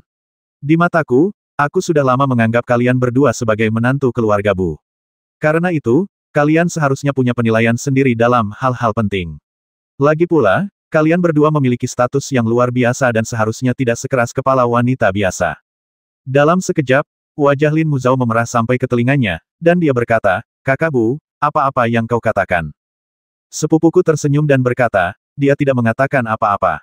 Mulut Lin Muzhao sedikit terbuka, tampak agak kecewa. Aku terdiam, Kak, berhentilah menggoda kakakmu. Bagaimana mungkin aku bisa menikahi begitu banyak orang, aku tidak akan sanggup melayani mereka semua. Lagi pula, perjalanan ke negeri pengasingan ini pasti sangat berbahaya. Kita harus menunggu sampai aku kembali hidup-hidup sebelum membicarakan hal lain. Setelah pesta besar, kami kembali ke Wushan. Dalam perjalanan, Li Qinyin dan Lin Muzhao berpisah dengan saya. Mereka mengetahui bahwa sekte mereka akan kembali untuk menjaga akademi. Sepupu saya juga kembali ke kota Zhongzhou untuk mengumpulkan persediaan dan pasukan agar dapat terus menghadapi pasukan buangan di wilayah atas. Setiap orang memiliki misinya masing-masing, dan mereka pun berpisah. Pada hari ketiga, semakin banyak orang suci bergelar berkumpul di istana bagian dalam istana permaisuri. Selain saya, Shen Tengsu, Sangguan Nanfeng, Sangguan Ziyi, dan permaisuri Tianxin, ada juga Gu Peng, Kepala 10 Marsekal Kementerian Perang, dan Zhuo Xian, Menteri Pendapatan. Selain saya, yang terlemah di antara mereka setidaknya adalah seorang orang suci bergelar, dan ada juga beberapa orang yang tidak saya kenal. Perjalanan ini penuh bahaya. Kita, para pembudidaya manusia, harus bekerja sama dalam kesatuan, jika tidak, kita tidak akan pernah bisa mencapai sesuatu yang hebat. Ekspresi permaisuri Tianxin tampak serius saat dia berkata, anggota baru, silakan perkenalkan diri kalian. Seorang lelaki tua berambut putih dan bermata aneh, dengan api reruntuhan suci yang berkobar mengalir di dalamnya, berkata, akulah Suhu, pemimpin klan sekte Suci Su. Tokoh kuat setengah baya lainnya berkata dengan suara berat, Lin Yuan dari klan Lin Seng. Saya sedikit terkejut. Pria ini tampak heroik dan luar biasa. Meskipun sudah paruh baya, ia tetap tampan. Terlebih lagi, namanya terdengar familiar. Ia adalah ayah dari kakak perempuan saya, Lin Muzhao, pemimpin legendaris sekte suci klan Lin. Akhirnya saya bertemu dengannya. Lin Yuan juga melirik saya dengan ramah, tetapi ketika ia melihat pohon anggur ilahi, ia menunjukkan sedikit kekaguman. Dua tetua lainnya dari alam suci kemudian mengumumkan secara berurutan klan suci Zong Yinghe. Keluarga Qi Yun. Satu adalah ayah Zong Chaoyu, pelayan pribadi permaisuri, dan yang lainnya adalah ayah Qia, santo pedang yang cantik. Selain itu, ada dua santo bergelar dari keluarga Dongfang Lan dan Dongfang Rong. Kali ini, total 14 orang memasuki lubang cacing tanah pengasingan. Selain aku, mereka semua adalah santo bergelar atau bahkan santo terlarang. Sungguh barisan yang mewah. Ini mungkin sudah hampir setengah dari fondasi Heavenly Heart Empire. Dengan aura kewibawaan seorang bangsawan, Dong Fangwan, mengenakan jubah permaisuri, duduk dengan anggun di singgasananya. Matanya yang jernih bak air, dengan tenang mengamati kerumunan sambil berkata, saya sangat berterima kasih kepada semua pemimpin sekte yang telah berkumpul di sini meskipun menghadapi bahaya. Semuanya, apakah kalian siap jika sudah, malam ini kita akan menyerbu hutan 10.000 dan menyerang tanah pengasingan. Kami semua sudah siap sepenuhnya. Baiklah, ayo kita berangkat segera setelah hari mulai gelap. Bagus. Saat senja tiba, di sudut istana dalam permaisuri, matahari terbenam memancarkan cahaya indah di langit, pemandangan yang setenang lukisan. Master Sangguan Ziyi berdiri dengan tangan di belakang punggung, menatap matahari terbenam yang mulai memudar, dan berkata, Xiao Xuan, begitu kita memasuki belantara utara dan 10.000 hutan, kau harus tetap dekat denganku dan pohon tua. Ingat ini perbanyak mengamati, asah kemampuanmu, dan kurangi berkelahi. Pohon anggur ilahi berdiri di samping, wujudnya yang berkabut diselimuti cahaya, dan berkata, Santo Pedang Ziyi, kau terlalu protektif terhadap Xiao Xuan. Dia kini telah tumbuh menjadi seorang santo pedang dan mampu berdiri sendiri. Sangguan Ziyi sedikit mengernyit pohon tua, kau hanyalah pohon, seperangkat aturan dan ketertiban. Bagaimana mungkin kau tahu cara menyayanginya? Pohon anggur ilahi terdiam sejenak, lalu berkata, mungkin kau benar, aku terlalu bernafsu untuk meraih kesuksesan yang cepat. Mendengus, Sangguan Ziyi berkata dengan tenang, Xiao Xuan adalah muridku. Aku memperlakukannya dan Lin Muzhao seperti anakku sendiri. Kuharap kau akan menghargai dirimu sendiri. Apapun aturan atau prinsip surgawi yang kau wakili, kau tidak boleh memanfaatkan Xiao Xuan. Kalau tidak, aku, Sangguan Ziyi, tidak akan pernah membiarkan ini terjadi. Pohon anggur ilahi berdiri tegak dan megah, lalu tersenyum tenang. Aku tahu apa yang kulakukan. Kau bukan satu-satunya yang tidak ingin dia binasa. Itu akan menjadi yang terbaik. Mendengarkan percakapan mereka, saya merasakan berbagai macam emosi. Guru saya baik kepada saya, dan pohon anggur ilahi juga baik kepada saya. Namun, jika saya harus memilih salah satu, tampaknya kebaikan guru saya lebih dekat dengan saya, sementara kebaikan pohon anggur ilahi dipenuhi dengan hukum sebab akibat dan aturan-aturan Dao Agung. Ia tidak memiliki rasa kekerabatan tetapi lebih memiliki rasa tanggung jawab. Tepat saat itu, suara Dong Fangwan terdengar dari kejauhan. Semuanya, saatnya berangkat. Silakan naiki pedang hati surgawiku, lalu kita akan menyerbu ke alam liar utara bersama-sama. Saat ia berbicara, pedang panjang di tangan Dong Fangwan bersinar terang, dan setidaknya 10.000 rune spiritual melesat dengan kecemerlangan yang membumbung tinggi, berubah menjadi artefak magis raksasa sepanjang puluhan meter yang berdiri di luar aula. Ia melompat ke atas pedang panjang itu, ekspresinya penuh kebanggaan. Satu persatu, kelompok itu terbang dan mendarat di pedang hati surgawi, membentuk formasi pertempuran. Xiao Xuan, ayo kita ke sana juga. Sangguan Ziyi meraih bahuku dan terbang ke pedang hati surgawi bersamaku. Saat kami berempat belas mendarat di pedang hati surgawi, Dong Fangwan menjerit pelan, dan pedang panjang itu menembus batas ruang dan terbang menjauh. Dalam sekejap mata, pedang itu melesat lurus ke langit. Pedang hati surgawi sangat cepat, tetapi ada daya hisap yang kuat di bawah kakiku, yang membuatku berdiri kokoh di atas pedang itu. Tak lama kemudian, udara di depan dipenuhi energi darah. Gerombolan setan darah. Dong Fangwan sedikit mengernyit. Langit di depannya hampir diselimuti warna merah darah. Ribuan ibel darah menari-nari liar di udara, seperti segerombolan kelelawar yang berburu di malam hari. Mangsa mereka adalah umat manusia di alam atas. Desa-desa dan kota-kota di dekat Northern Wilderness semuanya telah dijarah, yang merupakan hasil kerja ibel-ibel darah ini.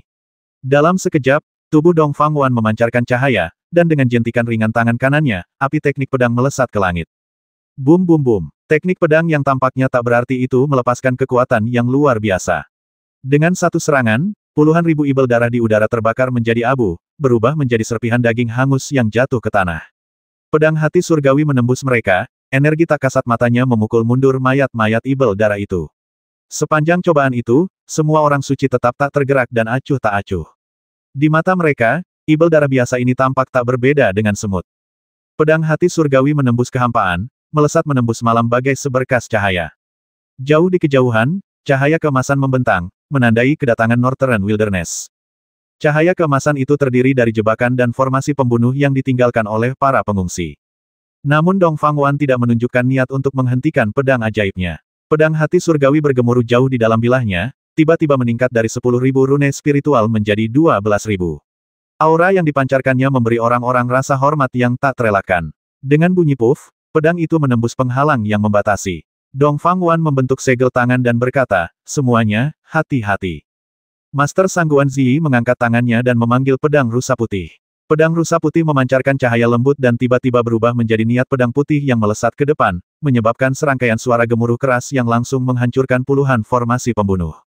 Sangguan Ziyi, Gu Peng, Lin Yuan, dan yang lainnya juga melancarkan gerakan mereka. Pedang mereka berkilat dan terus-menerus menghancurkan formasi pembunuh di alam liar utara. Aku menyaksikan dalam keheningan yang tercengang ketika sekelompok tokoh hebat setingkat pedang suci bergelar mendemonstrasikan aturan ilmu pedang tepat di depan mataku tanpa hambatan. Di mana lagi aku bisa menemukan kesempatan seperti itu untuk mengamati? Aku benar-benar terpesona. Pohon anggur ilahi, yang diliputi cahaya suci, tetap tak bergerak, hanya menjaga sisiku. Tak lama kemudian, dengan suara dentuman keras, pedang hati surgawi menembus dinding emas di kehampaan dan memasuki hutan 100.000. Di hadapannya terbentang pemandangan megah yang dipenuhi energi spiritual yang melimpah, dengan pepohonan rindang membentuk hutan, pohon pinus sebagai laut, dan gunung-gunung kuno yang tak terhitung jumlahnya, penuh energi spiritual, membentang tak berujung, membentuk lukisan yang tak tertandingi. Hutan 100.000 memang luar biasa indah, tetapi sayangnya, kini telah menjadi tempat perlindungan bagi para pengungsi. Berani sekali kau, raungan menggelegar menggema dari balik awan putih di langit. Seekor binatang buas mengangkat telapak tangannya dan menghantam pedang hati surgawi. Aturan melonjak di telapak tangannya, membentuk aura haus darah. Kekuatan serangan telapak tangan menciptakan suasana api penyucian, dengan ratapan dan lolongan mengerikan memenuhi udara, seolah-olah sebuah gunung raksasa sedang menghancurkannya. Berdiri di sebelah kiri pedang hati surgawi, Suhu tersenyum tipis dan bertepuk tangan, memancarkan cahaya suci. Seketika, sebuah lukisan indah muncul dari telapak tangannya, menggambarkan pegunungan dan sungai yang megah, kicau burung, dan bunga-bunga yang harum. Setiap garis yang membentuk lukisan itu syarat dengan makna sejati dari ajaran Konfusianisme dan Taoisme. Ternyata ia sedang mengembangkan cabang Konfusianisme dan Taoisme, Taoisme melukis yang legendaris, dan telah mencapai kesuksesan besar. Ledakan, pemandangan yang tampak nyata itu tiba-tiba meletus, melesat ke langit seolah nyata, berbenturan dengan serangan binatang buas raksasa di dalam awan. Serangkaian guntur teredam meletus di udara, diikuti erangan teredam dari binatang buas itu, yang kemudian melesat pergi dalam jejak darah. Jelas, orang buangan biasa bahkan tak sanggup menahan satu pukulan pun. Para santo bergelar ini terlalu kuat. Pedang hati surgawi melanjutkan penerbangannya yang cepat ke kedalaman hutan 100.000.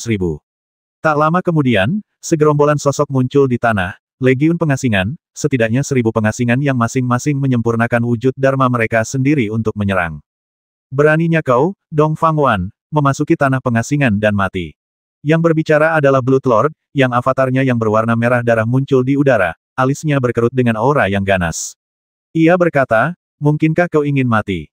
Kaulah yang akan mati. Dengan lambaian tangannya yang lembut, Master Sangguan Ziyi melemparkan pedang rusa putih ke dalam seberkas cahaya yang menyapu langit. Detik berikutnya, separuh avatar Blood Venerable hancur. Setetes darah mengotori pedang rusa putih. Di dalam avatar yang runtuh, tubuh asli Blood Venerable terluka parah. Wajahnya dipenuhi keterkejutan, ia mundur ke kedalaman awan. Sangguan Ziyi, kamu sangat kejam. Sang guru mengerutkan kening. Ia kini memiliki kekuatan yang sebanding dengan seorang santo pedang, tetapi ia masih belum bisa menghabisi yang mulia darah dengan satu tebasan pedang. Sepertinya kekuatannya masih sedikit kurang. Namun, hal ini membuat kelompok orang buangan itu ketakutan. Siapakah penguasa darah? Salah satu dari 3 penguasa tanah buangan. Ia berada di peringkat terakhir tetapi masih merupakan eksistensi setingkat leluhur suci. Namun, ia terluka parah oleh pedang suci rusa putih dengan satu tebasan pedang. Jelas, Sangguan Ziyi bukan lagi Sangguan Ziyi yang sama seperti dulu, sementara penguasa darah tetaplah penguasa darah, stagnan. Basmi kejahatan, Yue Tian, Suhu, Lin Yuan, dan para santo lainnya meraung serempak, dan dalam sekejap, niat pedang, kekuatan tinju, dan teknik telapak tangan meletus di udara. Pedang hati surgawi terus melaju, dan kemanapun ia lewat, terjadilah pembantaian. 1.000 orang buangan datang, dan pedang hati surgawi menyapu mereka. Orang buangan yang tersisa kurang dari 500. Hanya 13 orang yang mampu melepaskan kekuatan seperti itu. Sungguh luar biasa. Terlebih lagi, sosok terkuat dalam perjalanan ini, Shen Tengsu, tidak pernah bergerak dari awal hingga akhir.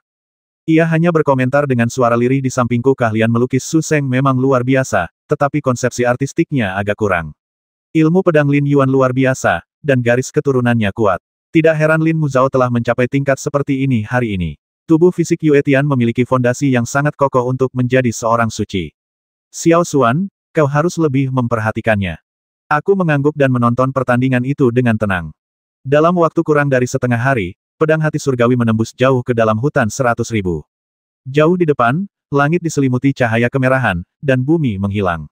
Sekilas, segala sesuatu di dunia tersusun dari aturan cahaya kemerahan. Gelombang energi berwarna merah darah bergulung masuk. Setelah aku membuka mata ilahi pedang Dao, aku bisa melihat pusaran besar muncul di cakrawala. Banyak orang buangan berlarian liar dan menghilang ke dalam pusaran. Lubang cacing pemecah dunia. Permaisuri Dongfang Wan sedikit mengernyit, gaun panjangnya memancarkan keanggunan dan keelokan, jubah kekaisarannya berkibar di belakangnya. Tiba-tiba, ia mendongak menatap langit dan tersenyum, Yang Mulia Konfusianisme, kita bertemu lagi. Di langit, awan keemasan melayang dan berputar-putar. Yang Mulia Konfusianisme berdiri di atas gunung buku, sebuah gulungan emas di tangannya memancarkan aura kesucian. Matanya menatap kami, dan ia tersenyum tipis, berkata, apa yang pasti terjadi memang telah terjadi. Dongfang Wan, Sangguan Nanfeng, Sangguan Ziyi, jangan cemas. Konflik antara alam pengasingan dan alam atas baru saja dimulai. Dan tentu saja, ada juga kalian, pohon ibel. Pohon anggur ilahi tetap tidak bergerak, wajahnya kabur dan tidak terbaca di bawah cahaya, namun auranya luar biasa, dan energi yang melonjak dari aturan dunia yang tak terhitung jumlahnya mengilhami rasa penyerahan diri yang tidak disadari. Suas-hua, dua sinar cahaya yang kuat menyembur keluar dari pusaran lubang cacing, memancarkan kekuatan yang menakjubkan. Itu adalah Blood Lord, dan seorang seniman bela diri parubaya lainnya dengan aura yang menyeramkan. Auranya bahkan lebih kuat daripada Blood Lord, hanya sedikit lebih lemah daripada Confucian Lord. Mudah ditebak siapa dia Demon Lord. Yang terakhir dari tiga penguasa yang diasingkan akhirnya muncul. Konfusianis dan Taois tua, kita bisa pergi sekarang. Raja Ibel berkata dengan dingin, di antara kelompok ini ada para pedang suci dan bijak. Sepertinya target mereka bukan hutan 100.000, melainkan tanah pengasingan di balik lubang cacing. Karena mereka ingin bermain, biarkan mereka bermain di tanah pengasingan. Sang guru Konfusianisme mengangguk, suaranya terbawa angin semua kultivator dari tanah pengasingan harus segera kembali.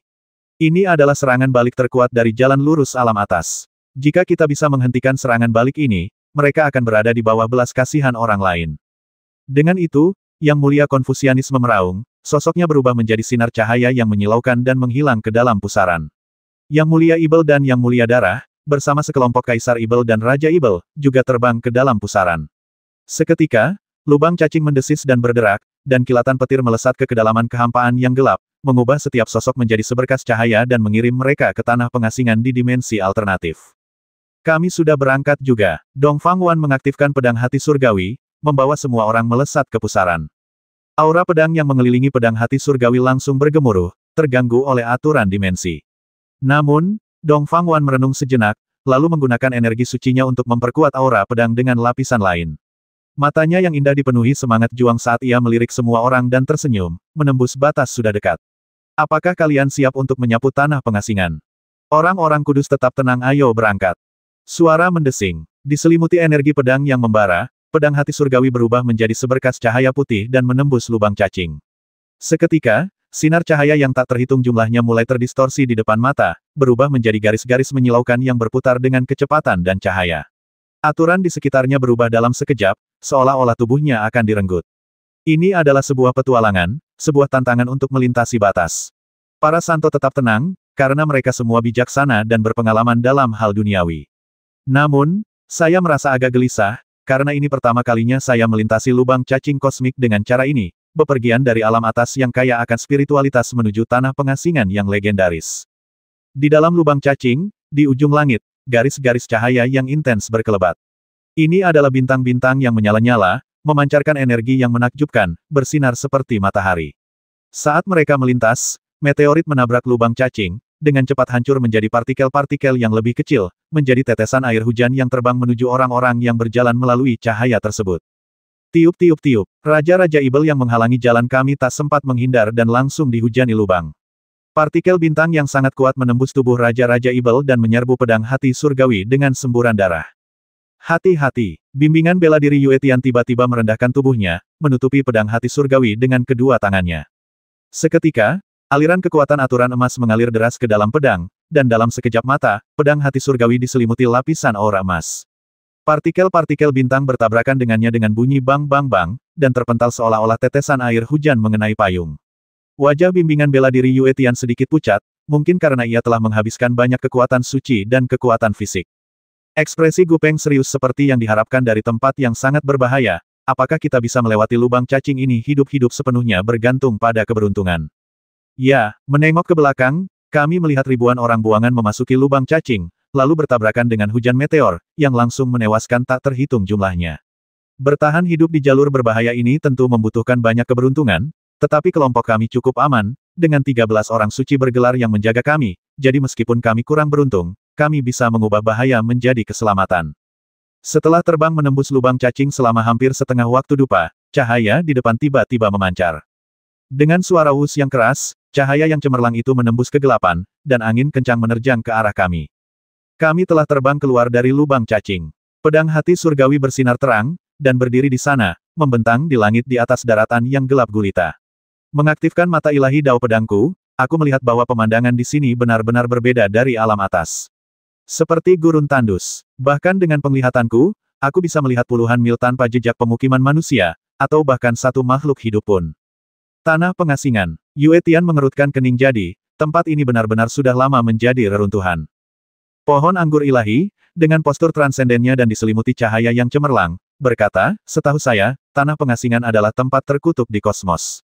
Dahulu, tempat ini dikutuk oleh para dewa dan makhluk abadi, dengan aturan yang kacau dan iklim yang berbahaya. Orang biasa tidak akan mampu bertahan hidup di sini.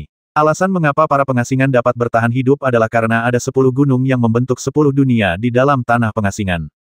10 dunia besar. Lin Yuanjian mengerutkan kening, saya belum pernah mendengar ini sebelumnya. Pohon anggur ilahi berkata, alam atas dan tanah pengasingan telah lama terputus, jadi wajar saja jika kita tidak tahu tentang mereka. Permaisuri Tianxin, 10 gunung berdiri di tepi tanah pengasingan, masing-masing membentuk dunianya sendiri. Jika kita ingin melenyapkan tanah pengasingan sepenuhnya, kita hanya perlu menghancurkan 10 dunia ini. Sambil berbicara, ia mengangkat tangannya dan menunjuk, lalu seberkas cahaya melesat ke ruang di antara alis permaisuri hati surgawi.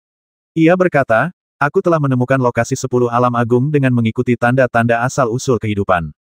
Engkau dapat membimbingku ke sana. Dongfang Wan tercengang. Tak satu pun dari sekian banyak santo pedang dan makhluk terlarang yang bisa merasakan kekuatan hidup, tetapi pohon anggur ilahi sudah mengetahui lokasi 10 dunia. Tingkat kultivasi ini cukup untuk mengintimidasi semua orang, sedemikian rupa sehingga Dongfang Wan menatap pohon anggur ilahi dengan kagum dan berkata, Wan Er akan membawamu ke sana sekarang. Bersiaplah.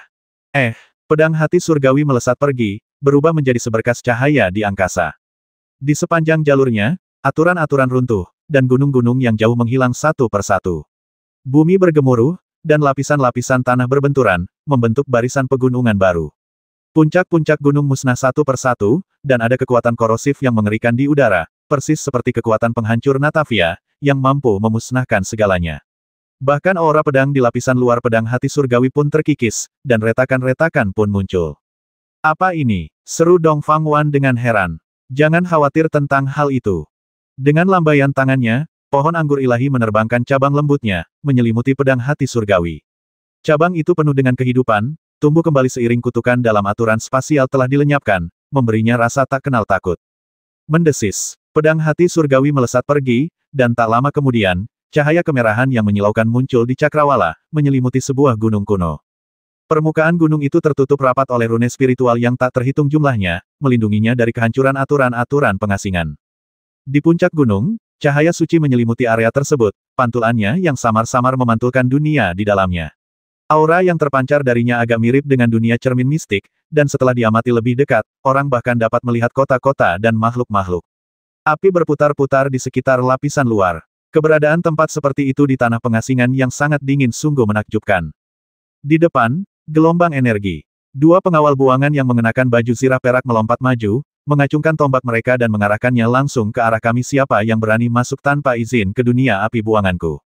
Dunia yang penuh gairah. Sangguan Ziyi tersenyum tipis. Nama itu sangat cocok, mengingat api yang diwariskan turun-temurun. Sayangnya, negeri pengasingan selalu ingin menyerang balik alam atas dan merebut tempatnya. Bagi kami, dunia api ini tak lain adalah akar kejahatan. Zhong Yinghe, dengan niat menghabisinya yang sudah nyata, berkata, itu hanya sarang ibel belaka. Sambil memegang pedang perangnya, Yue Tian berkata, menghancurkan dunia api akan mengurangi populasi tanah pengasingan hingga 1/10. Ini akan menjadi bencana bagi mereka, tetapi akan menjadi perbuatan besar bagi umat manusia di alam atas. Tidak perlu ragu. Lin Yuan mencengkeram pedangnya, matanya memancarkan niat menghabisi yang kuat. Bisakah kita bergerak sekarang? Pohon anggur ilahi tetap diam, tampak enggan, namun tidak mempunyai pilihan lain. Menggunakan perang untuk menghentikan perang telah menjadi cara yang umum sejak zaman kuno, dan siapa yang dapat melampauinya? Dong Fangwan mengerutkan kening dan tiba-tiba bergerak, menghunus dua jurus pedang ke udara dengan jari-jarinya. Seketika, dua pengawal buangan berbaju zirah perak terbunuh, darah mereka bercucuran di langit. Serang dunia api dan hancurkan. Atas perintah Dong Fangwan, pedang hati surgawi segera membawa semua orang ke dunia api. Seketika, lingkungan menjadi cerah. Tanah pengasingan tanpa cahaya sepanjang 4 musim, tetapi dunia api tampak memiliki matahari bundar di langit, menjadikannya tempat yang cocok untuk bertahan hidup. Sayangnya, penduduk tanah pengasingan sedang beristirahat dan memulihkan diri di sini, tetapi kemudian melancarkan serangan balik terhadap alam atas. Daripada pertempuran antara kebaikan dan kejahatan, lebih tepat untuk menggambarkannya sebagai perang yang didasarkan pada pendirian, bukan keadilan. Di dalam dunia api, sebuah kota megah berdiri tegak, dipenuhi energi spiritual. Saat kami menyerbu, ibel darah yang tak terhitung jumlahnya membubung tinggi ke langit, dan para pengasingan serta penjinak mayat berhamburan masuk satu demi satu, menyelimuti langit dan bumi dalam sekejap mata. Masing-masing dari mereka memiliki ekspresi ganas dan dipenuhi dengan niat menghabisi. Namun, kekuatan pertempuran ini sama sekali tidak seimbang. Yang terkuat dari para pengasingan di dunia orang bijak ini hanyalah seorang santo tingkat tinggi, sementara kami memiliki 13 santo bergelar, termasuk beberapa santo tingkat terlarang, yang memberi kami keuntungan sepihak. Menghabisi. Dong Fangwan menyarungkan pedang hati surgawi, dan kecemerlangan pedang itu meletus, melepaskan semburan kekuatan surgawi. Dengan satu tebasan pedang, ia menyapu seluruh kota, langsung membelahnya menjadi dua. Tak terhitung banyaknya orang buangan yang menjerit kesakitan di tengah cahaya pedang yang menyala-nyala, lalu ditelan olehnya. Menekanmu. Dong Fanglan dan Dong Fangrong melepaskan lebih dari selusin segel tangan berturut-turut, dan cahaya kemasan turun dari langit, menghancurkan para pengasingan yang tak terhitung jumlahnya ke tanah. Tuan Sangguan Ziyi dan Paman Sangguan Nanfeng pun tak tinggal diam, mereka menghunus pedang angin surgawi dan pedang rusa putih secara bersamaan, menimbulkan gelombang dan membantai semua pengasingan yang melancarkan serangan balik. Xiao Xuan, ikutlah denganku. Di tengah kekacauan pertempuran, pohon anggur ilahi seolah melampaui semua orang. Dengan kibasan lengan panjangnya, ia membuka jalan di antara kerumunan yang bergejolak, membawaku langsung ke kota. Di kedua sisi, sekelompok orang buangan bertampang garang hanya berani melotot marah, tetapi tak berani maju untuk memprovokasinya. Mereka semua bisa merasakan kekuatan pohon anggur ilahi yang luar biasa dan mengerikan. Senior Senteng, kita mau pergi kemana? Aku membawa pedang tulang abadi, menemaniku sepanjang perjalanan. Aula warisan, sosok pohon anggur ilahi melayang pergi, menempuh jarak ratusan kaki hanya dengan sekali lompatan. Untungnya, kecepatanku meningkat pesat setelah memasuki alam Sein pedang. Aku menggunakan teknik gerakan burung vermilion untuk mengikutinya dari dekat. Di ujung jalan, sekelompok orang buangan, setidaknya di tingkat Sein yang lebih rendah, mengenakan zirah lengkap, menghunus pedang dan bilah pedang, jubah mereka berkibar di belakang, dan menjaga istana dengan ekspresi marah. Istana ini tidak dibangun untuk umat manusia. Meskipun megah, ukurannya tidak besar, hanya 100 kaki. Pilar-pilar batu yang memancarkan cahaya merah darah menjulang ke langit, menjaga tungku raksasa di tengahnya. Di dalam tungku, beberapa kristal terbakar dengan dahsyat, termasuk kristal roh darah dan beberapa kristal yang ada di alam bawah. Setelah kristal terbakar, energi yang dihasilkan membubung ke langit dan dimurnikan menjadi matahari yang menyala-nyala. Jadi begitulah, sumber energi spiritual di dunia api dan api adalah tungku raksasa di dalam aula api dan api. Tungku kehidupan. Pohon anggur ilahi menarik napas dalam-dalam dan berkata, kamu memang ada. Nak, keluar dari sini sekarang juga. Kau tidak berhak menginjakan kaki di aula api. Puluhan pengawal pengasingan tingkat Sein meraung, menghunus pedang panjang mereka dan mengarahkannya langsung ke arahku dan pohon anggur ilahi. Suara mereka bergetar, jantung mereka berdebar kencang, karena mereka ketakutan tak terkira. Penemuan kuil api merupakan malapetaka bagi para pengasingan. Tatapan pohon anggur ilahi tampak jauh saat berkata, Xiao Xuan, apakah kau punya keberanian untuk menghancurkan Eye of Fire? Berapa banyak orang yang akan mati? Semua penduduk dunia api ini mungkin akan mati. Pohon anggur ilahi mendesah. Mungkin jutaan orang akan perlahan-lahan layu karena kurangnya sinar matahari, dan semua makhluk hidup di dunia api ini akan terdiam. Saya terkejut akibat dari menghancurkan tungku api begitu parah. Apa? Kamu tidak tahan? Tanya pohon anggur ilahi. Tidak, aku menggelengkan kepala, tatapanku perlahan mengeras, lalu berkata, kaum buangan bisa saja hidup dan berkembang biak di dunia api selama beberapa generasi, tetapi mereka bertekad menjadi musuh alam atas dan ingin membantai miliaran makhluk di sana. Ras ini terlalu agresif. Sebelum kita memiliki kekuatan yang cukup untuk menahan mereka, satu-satunya cara adalah memusnahkan mereka sepenuhnya. Pohon anggur ilahi tampak agak setuju dan berkata, kalau begitu, mari kita lakukan. Sambil memegang pedang tulang abadi, aku melangkah maju, dan kekuatan alam pedang suci di dalam tubuhku mulai meletus satu persatu. Seluruh dunia batinku seakan diterangi satu persatu, dengan 36 urat suci yang memancar cemerlang, dan bayangan 4 jiwa pedang berputar-putar di sekitar pedang tulang abadi. Aku bagaikan dewa pedang yang turun ke tanah pengasingan, memancarkan aura yang tak terkalahkan. Dasar bocah nakal, para pengawal itu terkejut sekaligus ketakutan tidak peduli siapapun kalian, apakah kalian berani menantang begitu banyak orang suci sendirian? Tanpa sepatah kata pun, tiba-tiba aku menebas dengan pedangku dari atas. Pedang tulang abadi menyapu semua aturan, dan untaian aturan Dao Agung keemasan terentang seperti rantai, meledak dengan kekuatan yang dapat menghancurkan aturan Dao Agung. Pedang itu jatuh ke kerumunan, dan ketiga orang itu langsung berubah menjadi kabut darah dan meledak. Sisanya juga hampir tersapu, semuanya terhuyung dan jatuh. Saat mereka bangkit dan mencoba melawan, pohon anggur ilahi sudah bergerak. Dengan lambaian tangannya, puluhan tanaman merambat melesat dari udara. His desis-desis. Setiap cabang emas yang lembut menembus dahi seorang penjaga yang diasingkan, meninggalkan jejak darah sebelum langsung menghabisinya. Serangan pohon anggur ilahi jauh lebih kejam daripada seranganku. Aku terkejut pohon anggur dewa senior, bukankah kau bilang kau tidak akan ikut campur dalam perang dunia manusia, kenapa sekarang kau bahkan lebih kejam dalam menghabisi daripada aku? Ada sebab dan akibat antara aku dan mereka. Pohon anggur ilahi berkata dengan tenang, saat itu, tanah pengasingan memikul tanggung jawab yang tak terbantahkan atas runtuhnya dunia abadi dan dunia fana. Kau seharusnya sudah melihat pemandangan itu di altar terlarang. Saya teringat pertempuran kuno Sungai Suanhe yang saya saksikan di altar ketertiban, sebuah perang antara makhluk terlarang dan para resi agung, bahkan orang-orang dari alam abadi pun muncul. Dalam perang itu, sebuah pohon suci ikut serta, tetapi kemudian rusak parah oleh jalur ibel. Kalau tidak salah, pohon itu seharusnya adalah cikal bakal pohon anggur ilahi. Di antara jalur ibel itu terdapat Chu Xingyun, leluhur tanah pengasingan, yang sangat ganas dan jahat, dan akhirnya diasingkan dan disegel secara permanen di matahari jingga.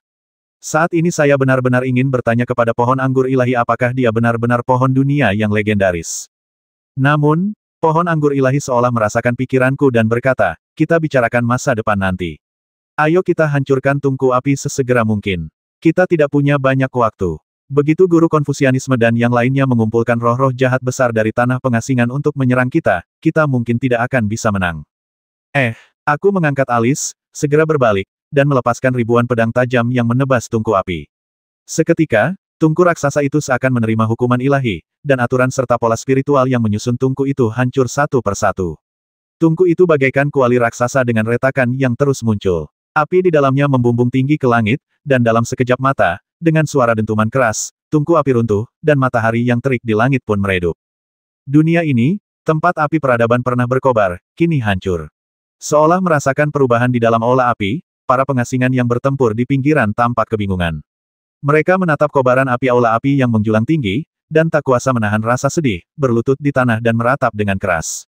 Hancur, semuanya hancur. Kenapa surga memperlakukan kami para tawanan, mereka yang terpenjara di dunia api, begitu kejam 1000 tahun, 10.000 tahun, bukankah itu cukup?